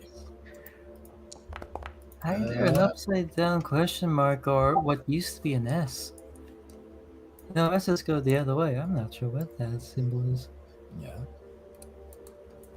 Oh, that's really weird. I don't have my carousel up, so let me see what. Oh yeah, I've got the same weirdness with my carousel too. I'm not sure why it's doing that. The human duck. I like it. If you look on the encounters tab, it's all right. So I'm not sure why it's weird. The carousel. It could be because I have not upgraded to the new Foundry yet. Because when I first tried to upgrade, it broke everything, so I went back. So I'm not sure if it's on this point where I need to go to the new one because it's breaking stuff. But for today, it'll be good. It's all right. Our pictures are distinct enough. We'll be okay. Horus will cast the power. Also, I didn't roll initiative proper because I forgot I need to use wisdom for it. But he has a 2nd level force power he can cast as a reaction to initiative being rolled, at which he will do so. Improved intuition. Some advantage on this check, in addition to some extra bonuses on the first round. All right. Now, let me roll wisdom real fast.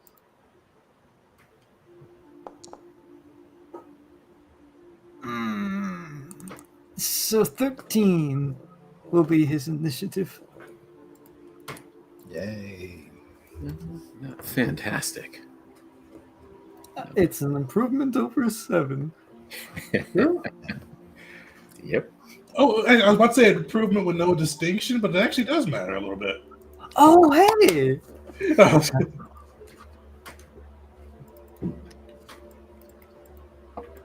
Yeah, they rolled really good initiative on us. Oh yeah. All right, yeah, you see this Vogue. Now you see he looks at you and kind of like two things. He recognizes. I should ask. I think Val is, but is he still wearing the gift of the kind of the Yuzon Vogues that go in their own kind of their own spacesuit style thing? Oh yeah. Yeah. So you see like bewilderment, anger, and then recognition. Because Val's worn that for a while now, and you hear him grumble out like in this broken, like basic, that, and he races towards you. Before he does, as he's running, you see him throw this stud bug out. Like you see it just arcing towards you. Val, give me a dexterity saving throw. All right.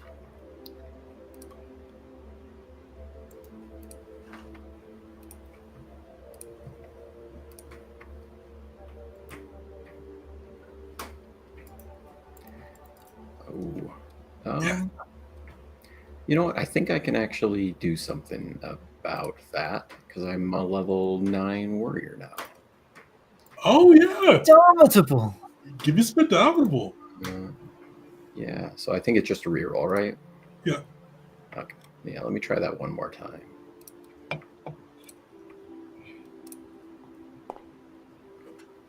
Hey, there we go. Yeah.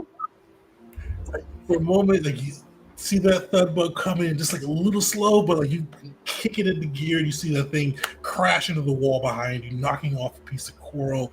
As you see this Yuzon Vong approach and get into range, you see this creature just whipping his amphistaff like to and fro, kind of starting off with like this high swipe, followed by like this straight jab down the middle. And I do have my Defil Mimicker, so I will have disadvantage on their attacks. Oh, nice. You missed the first. And the second, too. So you see, it's like kind of your image is split in multiple areas. You see swiping left and right, but cannot get a bead on you and just howling out in rage.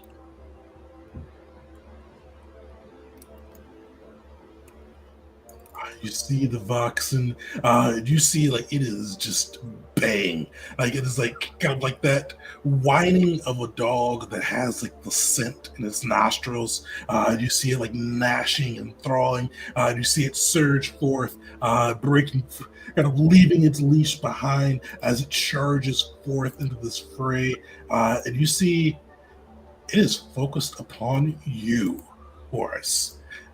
You and Malachi, but you are first on that list as you see it race to get closer to you. You see it kind of lean its head back. And you see saliva dripping down from it, and you hear like this belch from inside of it. And you see as it lifts its head back, acid begins to like pour out from its mouth.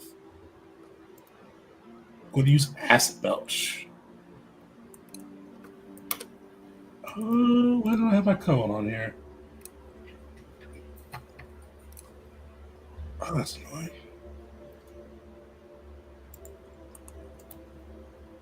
For 15, I'll just do that manual. So I think it won't get Val, but it should get Vars and Malakas. Give me some dexterity saving throws. Oh. I was about to say, Horus cast Dispense Force. He's already used his reaction. Yeah. Damn. This is gonna be... only 15. So I don't Vars think I will can do- pass take half damage. I don't think I can do much to save Horus's roll, but Nah, it's all good. I will. I can use my reaction. Yeah, sure.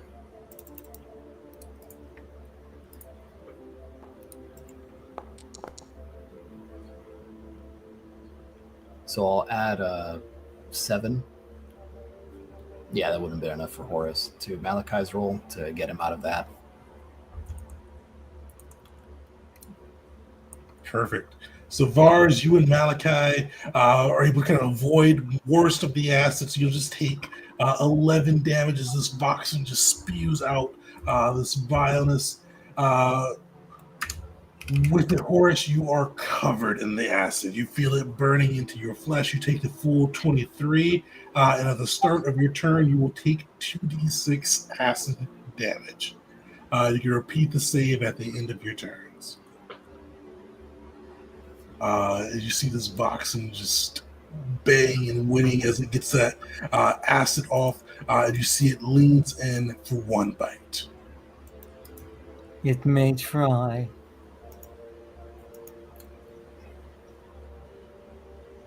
Oh. It succeeded. You can't. Nothing. Reaction was used for initiative. Wait, no, it didn't succeed.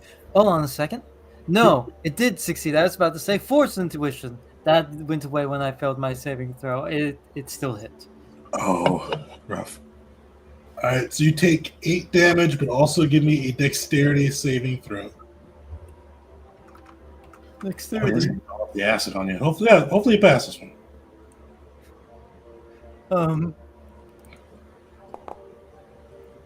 No. I didn't realize Horus was not dexterous at all. Really? No, he's got 1 strength and 0 dex. All right. Yeah, so you see this creature, this box after it spews it out, follows it up with a bite, it clamps into you, just secreting acid into your flesh.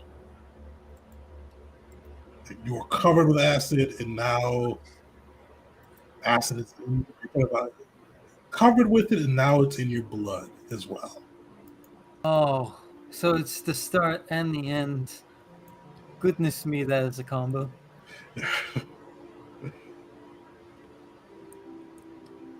The acid from the bite, you can use either an action or bonus action to remove. The other one requires a saving throw. With that, though, you see the other Yuzon Vong dash in, continuing this fight. He is going to, rather than throw a thud bug, he is throwing a razor bug at you, Val. Give me a dexterity saving throw. All right.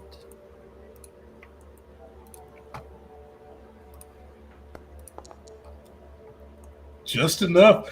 You slide out of the way. You see the razor bug soar overhead, chopping the air. It goes through. And you see this Yuzon Vong slash out at you twice. Luckily, the Devil Mimicker is still up, so it will have disadvantage.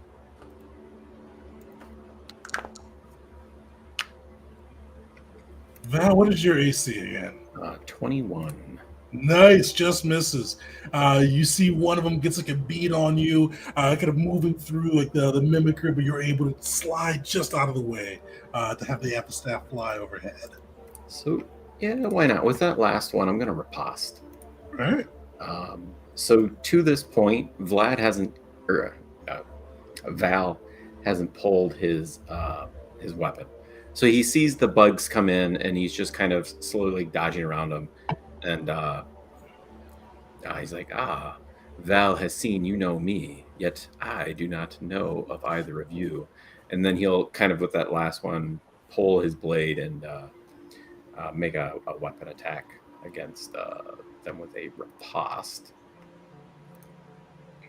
And I'll throw it up here. See it? But I just make a weapon attack, and then I get to add my superiority die, which is a d8 now. Nice. Yeah. If it hits.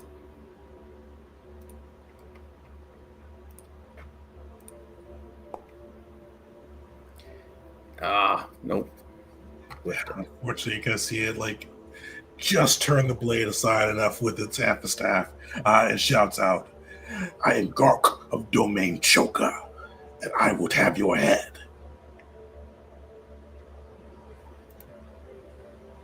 Right. Oh yeah, your turn up now. Yeah. And so at that, you can see Val will turn to the second one and say, Val has found a worthy opponent. And then he'll use his feature to gain an extra critical range. I forget all the names of this stuff every week. His adaptive fighting style. So I'll use an instance of adaptive fighting style to increase my crit range. Then I will use a bonus action to flourish and attempt to get advantage. So that'll be a contested check, I believe. Insight, right? Yeah. So I use sleight of hand, and they can use insight. Most likely. Oh yeah, he'll fail. Right. Nice. So I have advantage. Attack. Advantage. Nice. That might actually be a crit. Hold on. So I do have the deadly mod. So I believe I crit normally on an 18. So I've keen 2. So yeah, that's actually a crit. Nice.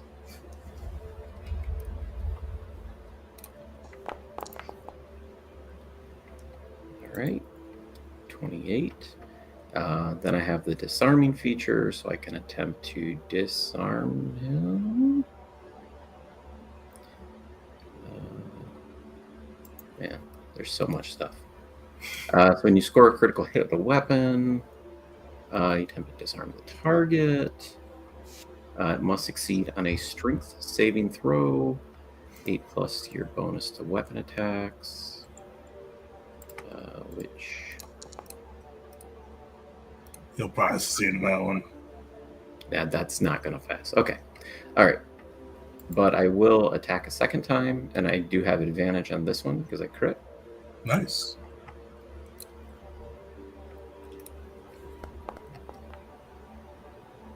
And then don't you have like I forgot what it's called, supreme accuracy in this too?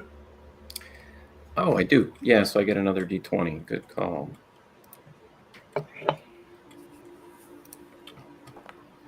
And that's another crit. Nice. Yeah. There you go. Yeah, so first one was what? 28 plus 29. And it does negate if he has resistance to kinetic. Nice. How does it all look for Val? So he kind of comes in. Val makes the swipe, and it kind of makes him pause when he misses the first time, and then he kind of really hones in. And the first slash goes across his arm, and then the second slash will kind of go against his like lower thigh, like two quick, kind of deadly precise slashes at kind of major arteries. Nice. Okay, I just got back. It's 29 for a damage roll. Yeah, you got like some crazy damage on that one. Yeah. Bavars, you're up. You're a hard act to follow. All right. Well, gonna come around the side over here this way, and gonna keep it simple. I figure Val would probably want to be the one to take out that Vong, so I could probably sneak off a shot, but actually, I'm gonna try to hit the Voxen that's terrorizing poor Horus here. So I'm going to use both attacks for the melee weapon and have the heavy pistol in the other hand. I am looking for that thing. Digging. All right, boom.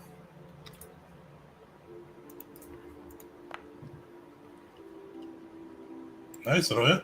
Nah, I hope so. Do you have anything to improve your critical hit with that? I don't. Dang. It's already kind of a really powerful thing with the reach. Oh, that's the crossblade. Yeah, it's a cross saber, Yeah. but made vibro. So yeah, that's max damage. Yahoo! So that's 12. And I'm gonna try it again. Let's see where that gets me. All right, too. Hey, all right. Let's see some more damage on the screen. Close. All right. So 22. I'm gonna use the bonus action for Sentinel Mastery to give me 4 potential. Yeah. And Sentinel is scary. Yeah, that's I really wanted reach. Yeah. And with that, I'm gonna. Oh, I'm an idiot. Hurry. No, never mind. I didn't shoot anything. Please continue. All right. I was thinking about the incendiary stuff, but just stabbing. Stabbing away. Just stabbing. All right. Horace, you're up. 2d6 acid. Yeah. Sweet. Let's get that first 2d6. So you have to do that twice every round. Yep. Yeah. Look, that's a good one. 2. Yeah, Yeah, there you go. that's There as you good as it go. can be. Hey, I'll take it. Hey. All right. Action. Gain resistance to kinetic and energy through the way of endurance, which comes from its first feature. So you add it down here. Where is it? Okay. Way of. Oh, Nice. it doesn't say what specific thing. It's in there. It's in there. Bonus action, quicken cast. A high level spell that is Saber on. Wait. Yep, Saber Onslaught. These points and then do this. That. This allows, when Horus moves during this, to make one melee attack against each creature within 5 feet of him. Okay. So he'll move to here, getting one on the Voxen. Let me get this off real fast. All right. Let me double check something. I think that is correct. Yeah, it is. Alright, hit and then damage.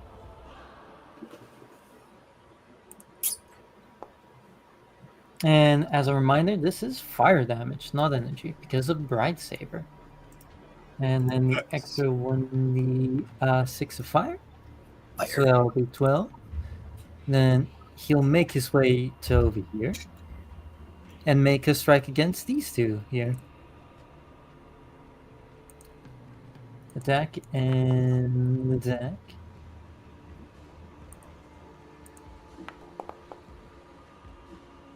Both 20 hit. and 18 respectively. Do they hit? Yeah, both went. Nice. All right. From there, damage. So, damage 1, damage 2. Let's see here. 1d6. The other d6. And each one hit by that needs to make a strength saving throw. By the way, or become prone. But we're not through with movement yet. I'm forced to use the very last to get up to this one here and make one last attack. Fortunately, you have to go around that. That's a pillar. That's a pillar? Yeah. Dang. Here and here. So that's gonna make it to where Horus cannot quite reach them with that particular set of movement. However, if I'm not mistaken, from Saber Onslaught. Oh no, that's not a. Never mind. That'll just be Horse's turn.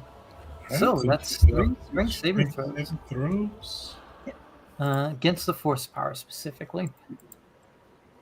Alright. DC on this is 16. Oh, Oh, actually, the Voxian shouldn't have had an advantage. He's from this galaxy. So that would have been a 12, a 20, a 20 would still probably pass. yeah. Okay. What is that?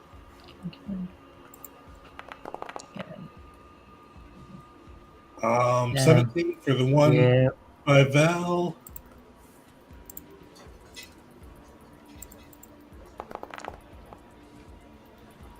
Yeah. One on the other side. So they're standing, but the one by Val is bleeding profusely. He looks really hurt. The one by Val.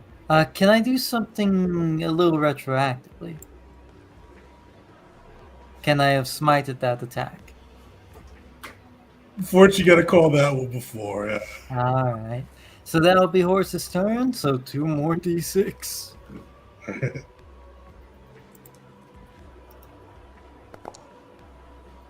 So 6 on that one. Give me a dexterity saving throw to see if we can end this one. So DC 15. It's a 1 in 4 chance. Not Yeah, this so you time. feel the acid just burning into you, just eating away. I want to help. It's a saving throw. Saving throw.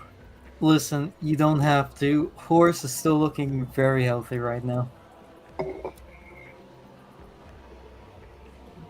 Fair enough. Okay. If it's still stick around in the next round, I'll do it then. All right. Do you?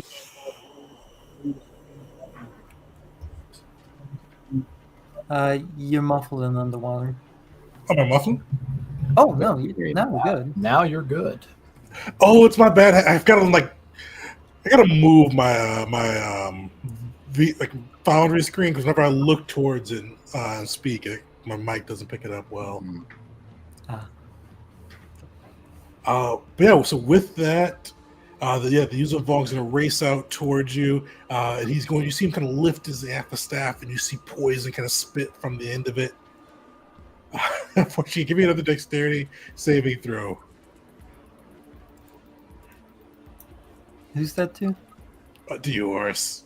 Oh, dexterity!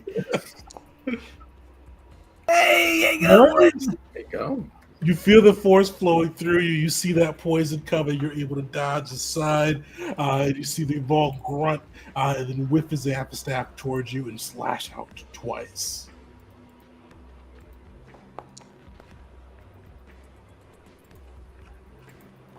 What's your AC, Horse? Oof. Currently 19, but that's going to trigger the dismemberment rolls. It is. All right, so give me 2d20. Yours with advantage, mine with disadvantage. Fortunately, on that disadvantage, so you're gonna be a 9. What? Beats it. Yeah, beats it. That's good. That doesn't do good. Just in case, though, I want to see what it would have been. May I roll a d100? Sure. Don't tempt fate. Yeah. The fate has already been avoided. How can it happen again? 30. So you see him cut into you, 32 damage. He is also going to try to trip you. Oh, why is that not posted? Wait, that's kinetic, so I have resistance to that. So that's only 15. And then strength. Sweet. So you got to beat a DC 15. Not today. Yeah, I can't get you there. Yeah. No. So luckily, you see the force protect you from a lot of that damage, bring that down to 15. But you see him kind of like, as he swings into you, his leg goes behind yours and like kind of leans his full weight into it, hurtling you to the ground. All right, the Shaper is up. You see her features kind of twist in disgust. You see her reach into one of her pockets and using one of the additional fingers granted by her shaper's craft to touch this bulb. And you see the bulb fill with this inky black, like ichor and vial. And you see she tosses it into the air, and you feel like the whole ship or the whole elevator distort.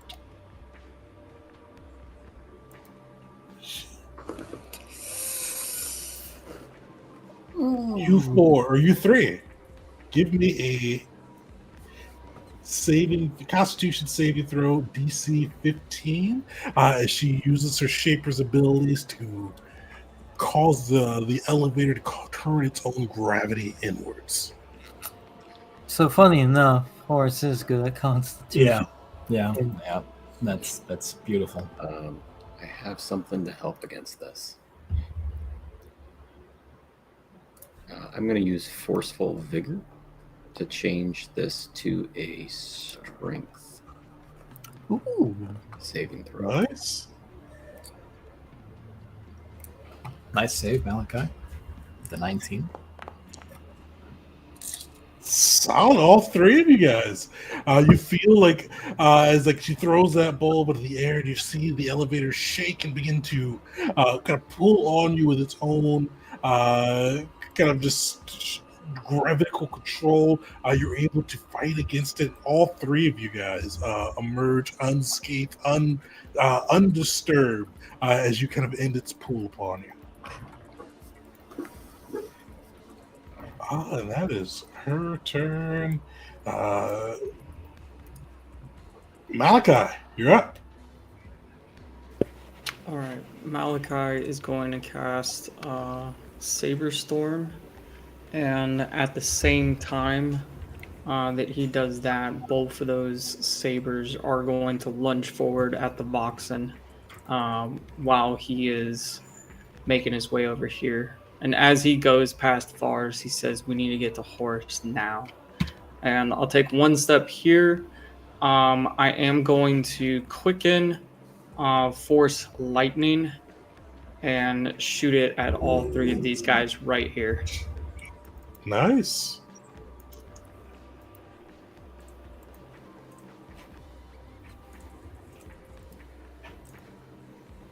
A failed save. Ultimate power.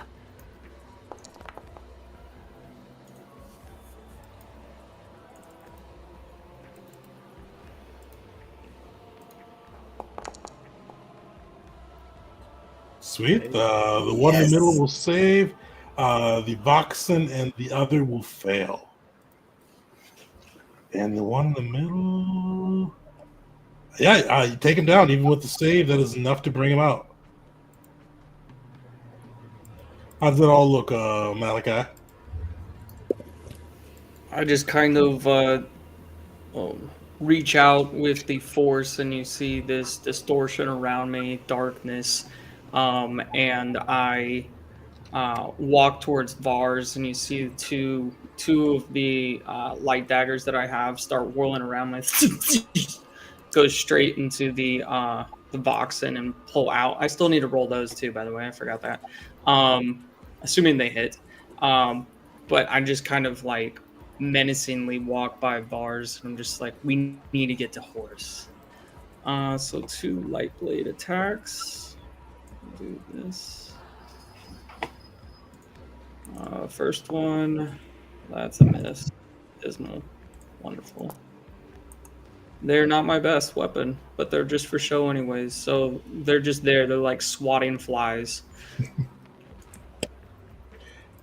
Nice. You see the one crumple to the ground, completely incinerated from the blast. All right. The other Yuzon Vong is up. He is continuing his kind of duel with Horus.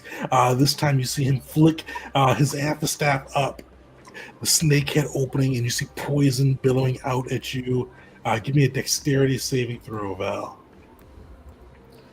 All right.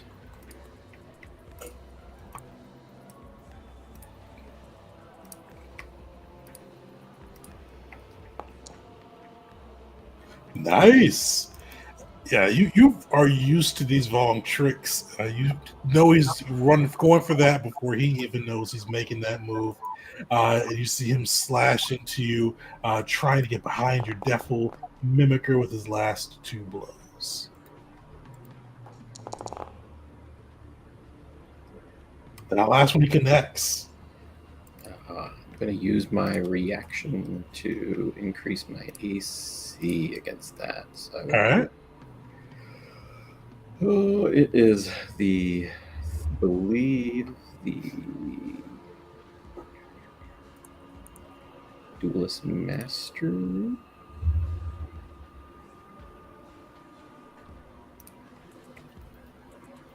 So I increase it by 4.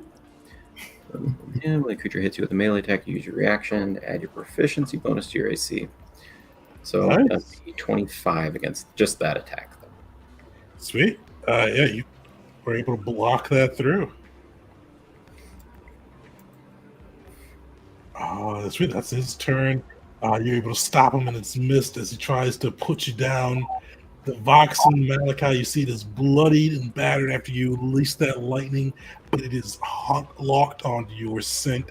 You see it racing towards you. Think about Var, you get a reaction. I'm gonna give that thing a whack, or try to. Let's see that swing.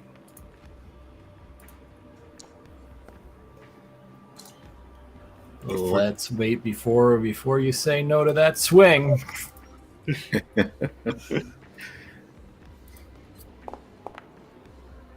Nice, that'll hit. All right. Roll damage. Not that it matters, but hey, it's stuck in place. Perfect. It is looking very hurt. But you do see, like, with a single-minded fixation, it does lock on the Malachi. Eyes just brimming with the thrill of the hunt. You see its tail wipe out first.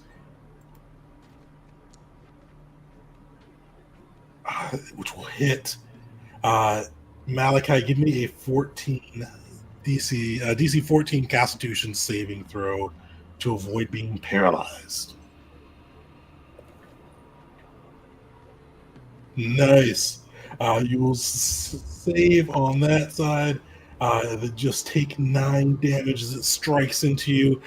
You see it lash out with its claws, just trying to rake you to the ground,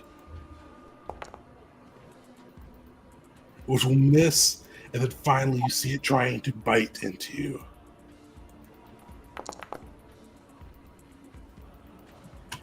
Malachi, what's your AC? It's currently 18, but I am going to shield against that, which will raise me to a 23 Nice. for the rest of this round. Yeah. So you're trying to bite into you, but luckily that shield pops up, blocking its path. All right, that warrior is dead. Val, you are up. All right. So Val's going to turn to the last guy, make another little kind of flourish attack at him, try to get advantage. I'm sorry. Contested. I forgot What's up, one. Vars? I just forgot one minor thing. I keep forgetting that I've got that. The second bullet point. Okay, yeah, so if you want to lose Yeah. Oh, nice. Please continue. No, you're good. So a contested check. So here's sleight of hand. 30. I think I'm going to win. Yeah, it doesn't have enough insight. I'm Really good roll for it too. Those were So I'll use my adaptive style to gain +1 crit range. So I'll crit on a 17, and I'll make an attack. And I'll have advantage, and I get to roll another one.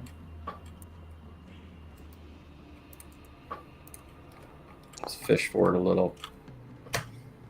nice. And so kind of do the same thing as I kind of flourish for the face. I'll hit the inside of the arm, and then I'll make a second attack. Oh, he actually has to pass a strength check or be disarmed. So it'll be... He's passed. All right. Make a second attack with advantage. Oh, actually I got to do damage, don't I? Go. So 29. Oh.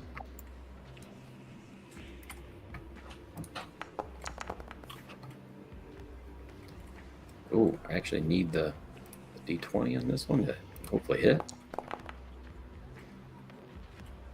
That'll hit with your modifiers, yeah. Yep. All right, cool. So, yep. So just do some regular damage now.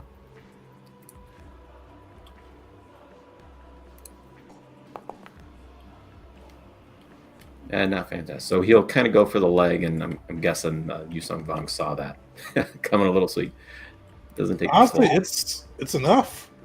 Take him down. Oh, that kills him. Oh, then can I retroact that, make that non-lethal?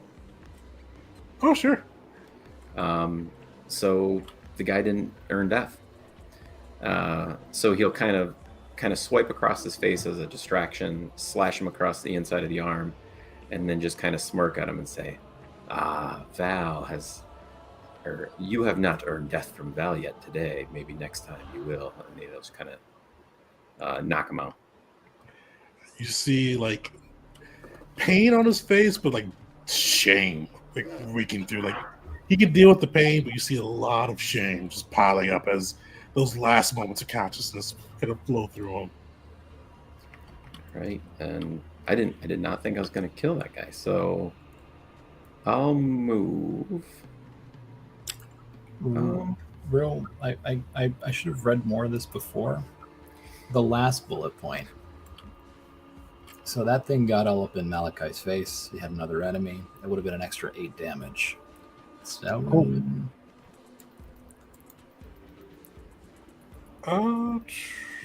Yeah, sure. You can have it in. okay. Gorilla Mastery hits different. Yeah. I forgot I had it. So with Val, you just attack of opportunity and reposition. Not Val, Vars. Get even more damage, so that way you can get even more attack of opportunities depending on the range. That's pretty gross. God damn. It's I support this. a retreating turret. Like, oh, too close. Bye. All right, so I will move up 10, then over 10, and last over here I'll run up next to Horus. And Val fashion, as I kind of run up, I'll just taunt at the Yusong Vong a little bit and just say, now you may fate a real opponent. With that, Vars, you are up. Well, I'm going to try to take down this Foxen. I'm gonna swing with the blade.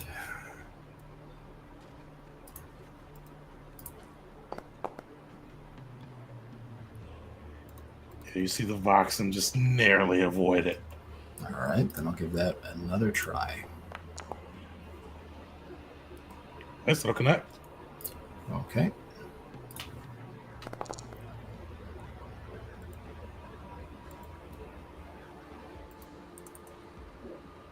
Solid. It is on its feet, barely bleeding through, just kind of swaying as it goes in. I'm.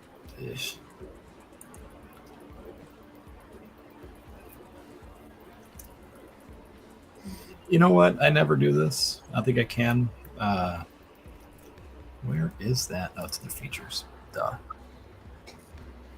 So, a little while ago between the campaigns, you gave us there. So, I'm gonna go ahead and just hit it with a bonus action. I'm gonna try to kick it. Oh, nice. Kick away. Would that be D20 plus strength? Plus Yeah, I think it gives proficiency? you. Does it give you proficiency? Yeah, D20 plus strength, I think. D20 plus strength. Okay. Just enough. Just enough. And that would be. I forget what's the base damage for an unarmed If you strike. don't have anything boosting it, it's your strength score. Oh, so it's just 4 damage. 4 damage. Bonus. Luckily, that is enough. How you take it down? Okay. So,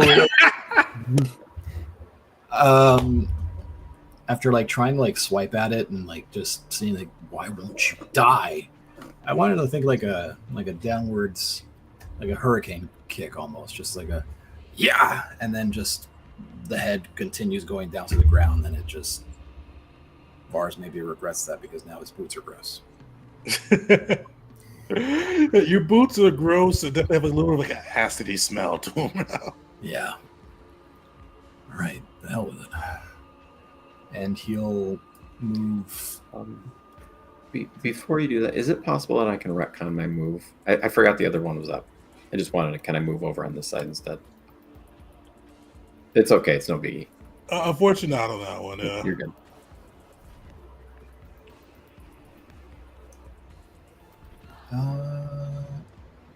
Yeah. Let's move there. I'm All right. coming for you. And that's it Horus. for me. On Good. Horus. 2d6. Yeah. 2d6. Yeah. Well, that's nasty. Oh shit! It comes back around. Mm-mm-mm. All Horus right. stands up. Time for that athletics check. Oh yeah, you can stand up too. Shit, yeah, DC 12, so it should be easy. There you go. All right. All right. Attack of opportunity. Oh wow, you just ignored that guy. Yeah. Okay. No, about to like face a real opponent. Horus. He doesn't respond to that at least. Like, all right. Oh, Just for- yeah. Val to hit would do you. that. He's also going to try to trip you. Wait, hold on. Reaction. Or shield. Yeah. It does not hit. Oh, you shield? Yeah, got it. Yeah, Nice. got it. Ain't no way horse not getting tripped. As he approaches, main action, force body. Hold on. Where is it? There we go.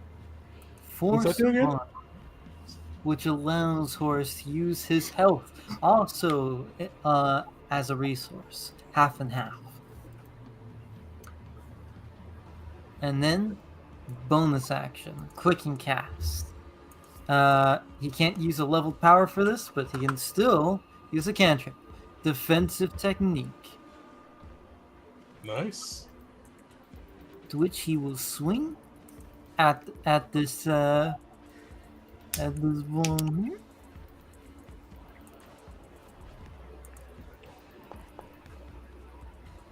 There's a 13 hit. I'm gonna like now let's see. I'm feeling this. Come on. There's an 18 hit. Oh yeah, because you got the fire team ones. You could use it for everybody else too. Yeah. Nice. That'll hit. Nice. All right. Now we ain't done yet because firstly we have the damage from this right here, the defensive technique. If I'm not mistaken. Nope, I rolled the wrong damage. That it was only meant to be a 1d6. Let me roll the 1d6 instead. Oh, No worries. Okay. Well, all right. So that's going to be 6 damage. And then Light Club's damage is going to be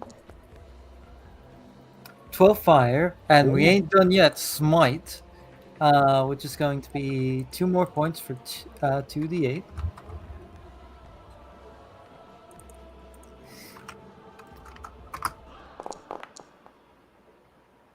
I'll take it. So for a total of 25 damage. Trying to think if I can add anything else to it. I do not believe I can. Yep, so that'll be horse. 25 damage. How's it all look?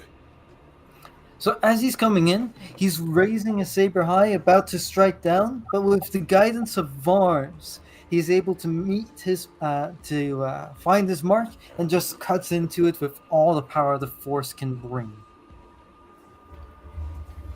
Solid. You'll see. Val gives you a little bit of a head nod for that one. As you stand up, bull rush past this guy and light in, you'll get a little sign of respect from Val. Hell yeah. Alright, the Yuzon Wong warrior is up. You see his eyes kind of like looking back and forth between Horus and Val before he decides to stick with Val. You see he like reaches into his pocket and like throws out this jelly towards you, hoping to kind of stick you into the spot. Val, give me a strength saving throw. Or actually, hold on. Give me a dexterity saving throw. Right.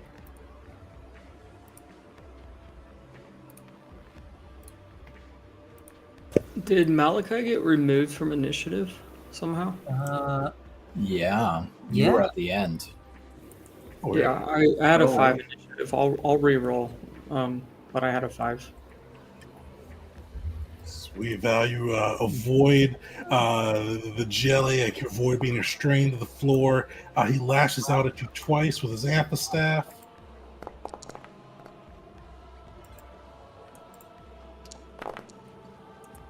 But he's not able to lay a blow on you.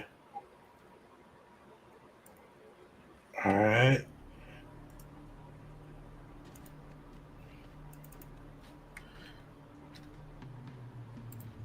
The Shaper is up. Oh, how's the map looking?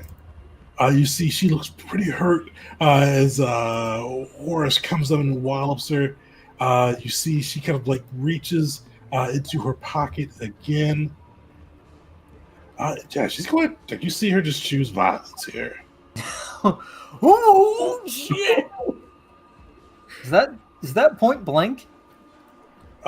She's actually not going to fire at you. Oh no! You see her kind of reach in, kind of grab an orb off of her belt, stick a finger in, and you see like this fiery plasma fill it. She chucks it one way, and then she tries to dart the other way. Horus, make an actually no, you can't make an attack of opportunity. Reaction already burnt. Tegan, she had to throw through a column though, right? Yeah, she's moving too. Oh, okay. She's moving over there and then throwing it. I got it. Damn. All right. What is? I assume that's Dex. Yeah. Yep, DC 15 Dex throw. Fireball. Yep. Oh my god, that's a really good roll.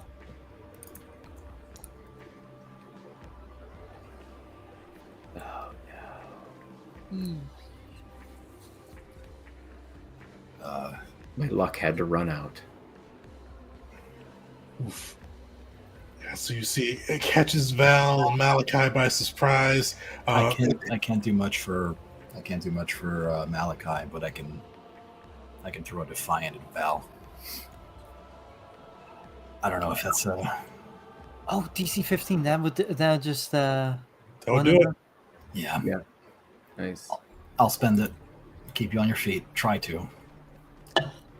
Well, Val's pretty healthy. Val's actually very healthy. Yeah, this would be the first damage. I'm just this interfered with my flawless victory here. Yeah, but I'll spend it, and just why not? All right, so what that's half 16. Yeah, Val will be 16. Hey, fancy that. And then so half that side of the 33 to Malachi. And then Malachi, you are up. Hmm. I don't know if you want to force lightning again, but stars have aligned. Yeah, just one step and then blast him. Yeah, I might as well. So I will move myself into position, and I shall target.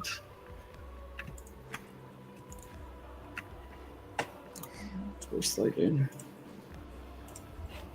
I can just imagine Malachi just smiling under his mask, of course. Well, let's see. How far away am I from this dude? I'll take one more step. Why am I targeting myself?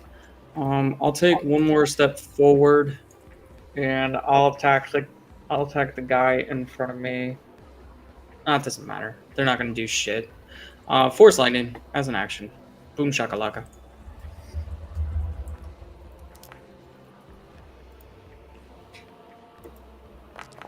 These in roll as well.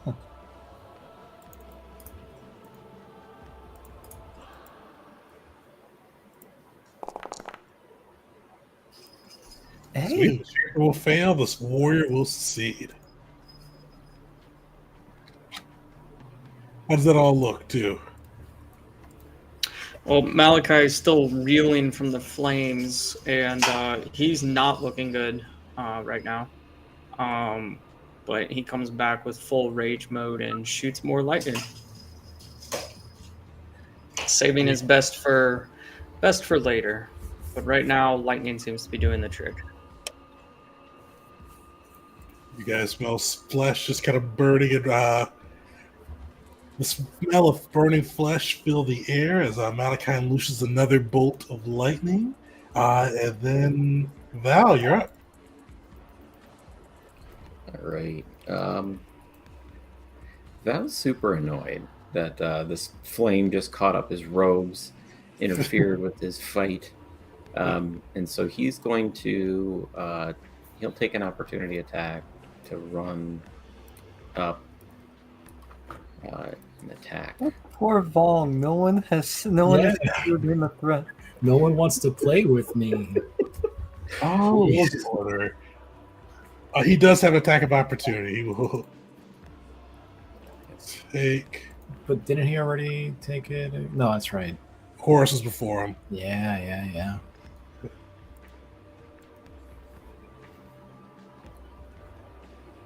Your Val's run with the Warriors is still unbroken, at least. All right. So, actually, she probably has a better chance of passing this. So I'm going to try a flourish again. We have 14. Natural one. That's your floor. Oh, sure. Okay. It's pretty good. And so I'll have advantage on my attack.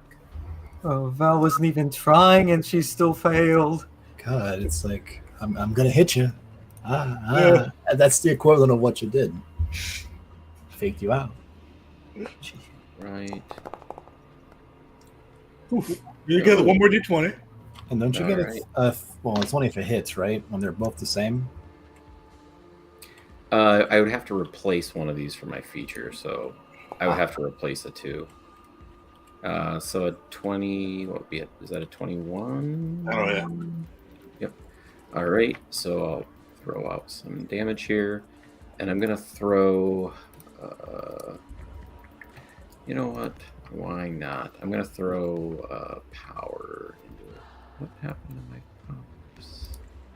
Oh, I got switched over. Okay, superiority, and I'm gonna do a charging attack. So here's my regular damage. So 7, and I'll do charging attack. Saving throw. If not, they get knocked prone. And so I'll do an extra 1d8 damage.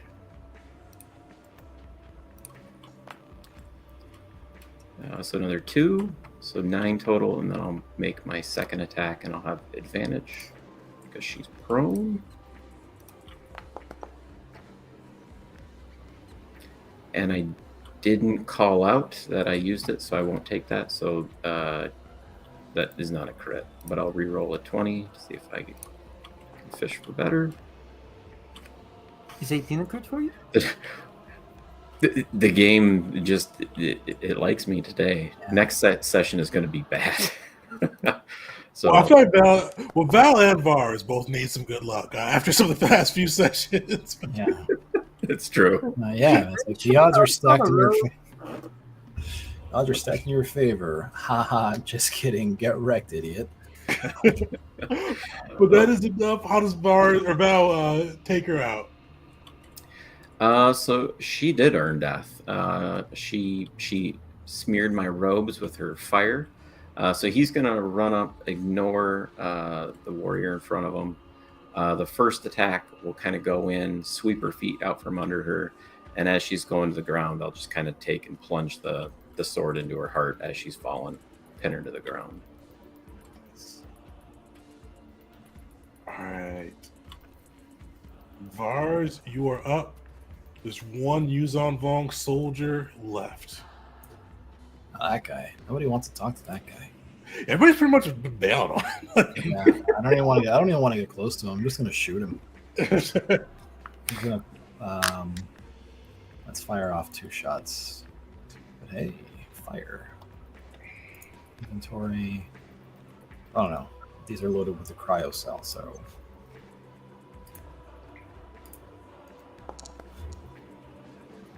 That'll hit. oh. Okay, and we're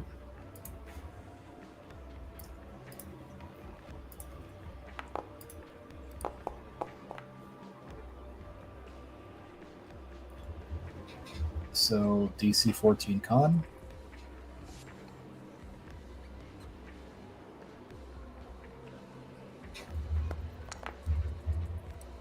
Hey, look at this.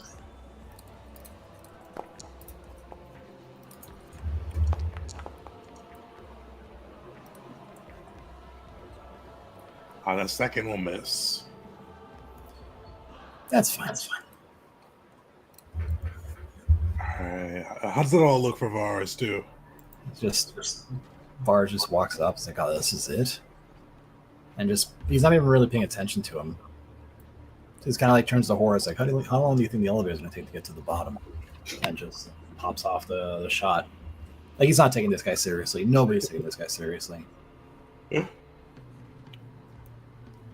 Horace, you are up. Has Val been hurt? Sorry, Vars. Oh my goodness. Has Vars been hurt so far? Has he taken that? A little bit, not much. Like at the start of it with the acid thing. Oh yeah, that's right.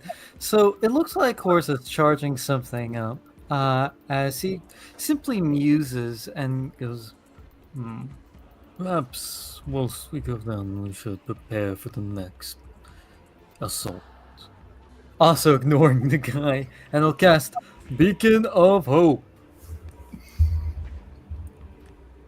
And that'll be, let's see, third level power, 2 off of that, and 2 off that, so that's 18 there, and then there.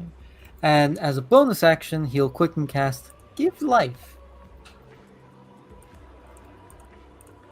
Oh, And jeez. he'll do that to Vars. So that is a hit dice. Get out of I think Vars is on his temporary health. It's the maximum that you gave. It's a bonus to the max HP at the start of it, right? Oh, was it max HP? Okay. Yeah. So that's maximum healing, so that's a D6 plus horse's own constitution, so that's 11 healing. Hey, I'll take it. And yeah, that's enough to get me back to where I was. Yeah, so horse just kind of pats Val on the back, imbuing him with the force as he begins to radiate this aura of peace. Not engaging the soldier. I'm never gonna get used to that. All right. Give me a dexterity saving throw. I've got to do this at the start. Oh no, the damage! I forgot about that too! I'm gonna use a reaction. I'm going to... We'll read absorb 4 or read the thing. I'm not sure if it'll trigger. It doesn't do acid damage! Oh no! So that's gonna be... Oh, that is rough. 21. But you get a dexterity saving throw, so you can get it off you. Dexterity? No. That's starting to really stack up. Yeah. Remember, you've used your bonus action each time. You could use a bonus action to get rid of at least one 2d6. I should have done that. Can someone else use an action to help her? You can definitely use an action to help off somebody else. The Yuzobog warrior, yeah, seeing Forrest, of course, seeing you getting eaten up by acid, he does see you as the easier prey. He is going to try to run forward. Varge, you get your shot off. I get my whack, my melee attack. Reach. That'll just hit. Hey.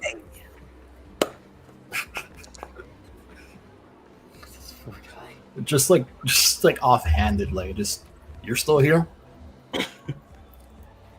And he is going to, what is he going to do? He's just going to throw a razor bug at this point. He's going to throw a razor bug and have his amphistaff spit. So, Horace, you see him look at you, glaring, use his action to make the amphistaff spit at you.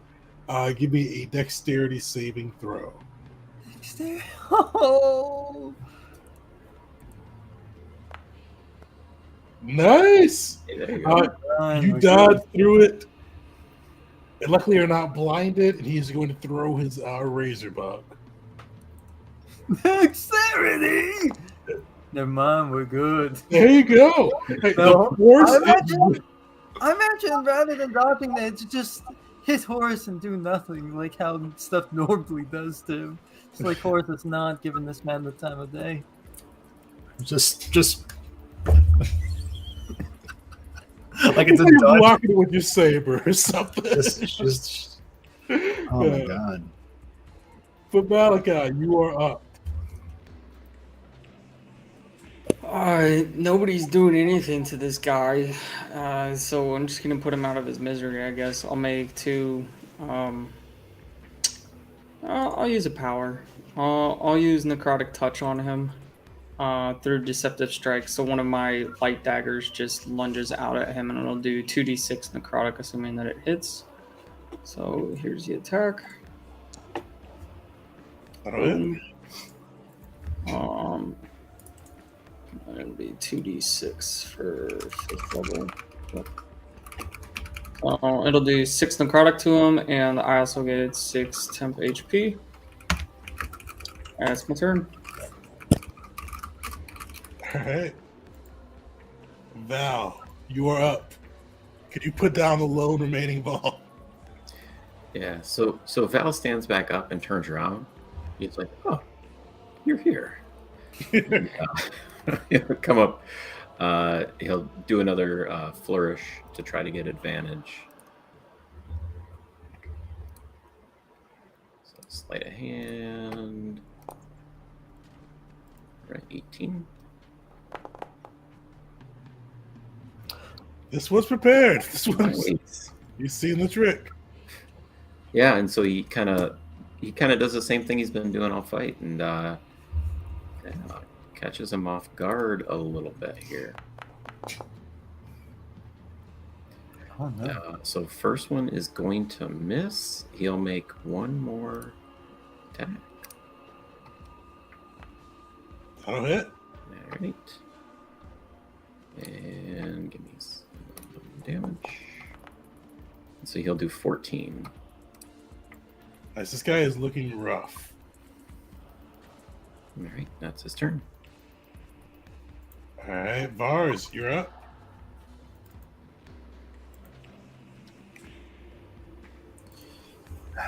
So, whatever. I'm just getting mad at this guy. I'm gonna drop both of my weapons and draw the that claymore that I got from that Trandoshan from forever ago. Okay. Take it in both hands and just like really mean spirited.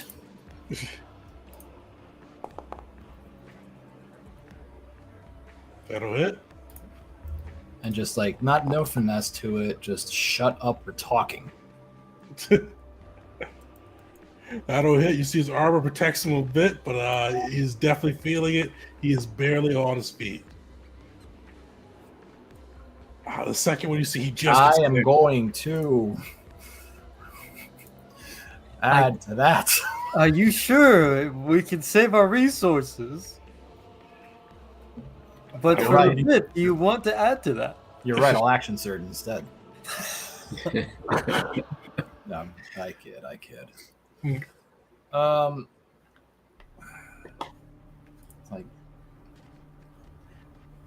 let it go. That's fine. So he dodges. Oh no. All right. Horse, you are up. This guy's now barely he on has the entire crew's attention. we used another 11. Not again! Bonus action! Get this off of me! Sweet, you were able to get that acid off of you for the last 2d6, so you don't avoid that. I'm gonna be honest, the acid has done more damage to the horse than any of the enemy. Yeah. Did it do more than the lava? I'll do more than the lava. Actually, yeah, it has. Like, actual HP off of horse, it has done more, I think, at this point. Or close to it. And now horse. Let me just measure something out just to be sure. Yeah. Main action. Improved heal. And because of Beacon of Hope, that's 24 HP to everybody. Nice. I think not necessary to Vars, but horse needs it. And I think it would help Malachi a wee bit. Puts me at full health.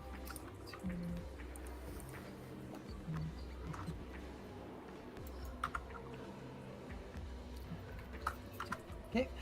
And yeah, so that's 24 healing to everybody. And then that's Horus's turn. All right, give me a dexterity saving throw.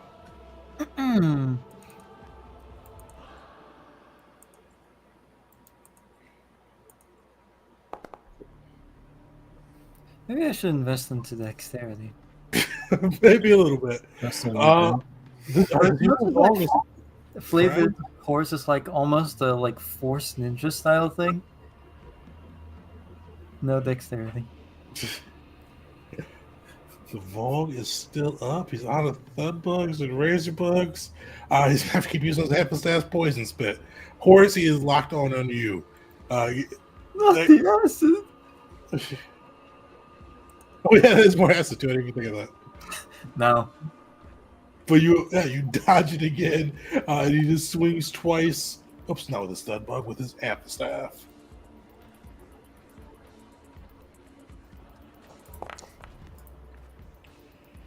Yeah, roll onto the 20 for a hot second there. You see both of them, like you see both those blows coming and are able to easily dodge them. Malachi, you put this ball that's lasted far longer than he should. Jesus Christ. Eyes. Okay. All right. 2 attacks with Saber Storm, which, by the way, I have just realized that the attacks that I was making they weren't correct. I had them going off my Dex modifier when they were supposed to be going off Charisma, so it might have made a difference in a couple of attacks, but who knows? It's my weakest attack that I have, seriously. So 2 attacks against him. First one, Jesus Christ. I mean, to be fair, he's a decent duelist so far. There it is. There you go. Hey, rememberment rules! Oh God. 16. Luckily, that'll be enough to put it down. You can see if you dismember him as well. If you beat an 18 with disadvantage, you could dismember something crazy. But luckily, this last Yuzong Vong, who I thought would have died 2 turns ago, it's fine. I don't know why I did the +2 there, so that's gonna be a 9. Yeah, you would fail anyway, but you get 2d20 on that one, just with disadvantage. But how do you take down this ball? Yeah, with that wave of healing that comes over and still seeing kind of like the backside of this bleeding out Vong surrounded by all of you, and you're just playing with your food essentially. I just come forward and you see, and it just stabs him right in the back of the neck, and his eyes go wide, and then the light dagger. The light blade just goes slowly down his spine, cutting him open from the back, and he just falls forward on his knees and onto the ground. Solid. As the last Yuzong Vong falls, you feel the elevator continue its plummet towards the surface of Ethor. You see on your data pads this raging battle in the sky as you initiated it with the Topanda Station having the advantage, kind of bringing the fight to the Yuzong Vong, but the battle is still in its infancy, still a long ways to go towards victory. But that's where we'll pick up next session, with you guys making your way planet side to the Shaper's Den, continuing the invasion on Ethor, seeing if you can capture, kill, whatever you may decide against Master Shaper Nim Yin, seeing if you'll encounter Supreme Chancellor Oveno, or if you'll encounter the other survivors of Vela, and see how the whole battle will play out. So next session will be a pretty cool one on that side, hopefully. I guess a lot going through there, and seeing how everything plays out for the Topanda Station crew. So join us. What'll that be? I don't think we've got another game. So yeah, you guys get to play next week? Yep, good to go. Should be. Sweet. We'll figure that out later, but tentatively we'll say next week for any viewers, and that if not the 15th, I think that would be, if we're not able to get into the rest of the invasion of Ethor. So thanks everybody for joining us, and we'll catch you all next time.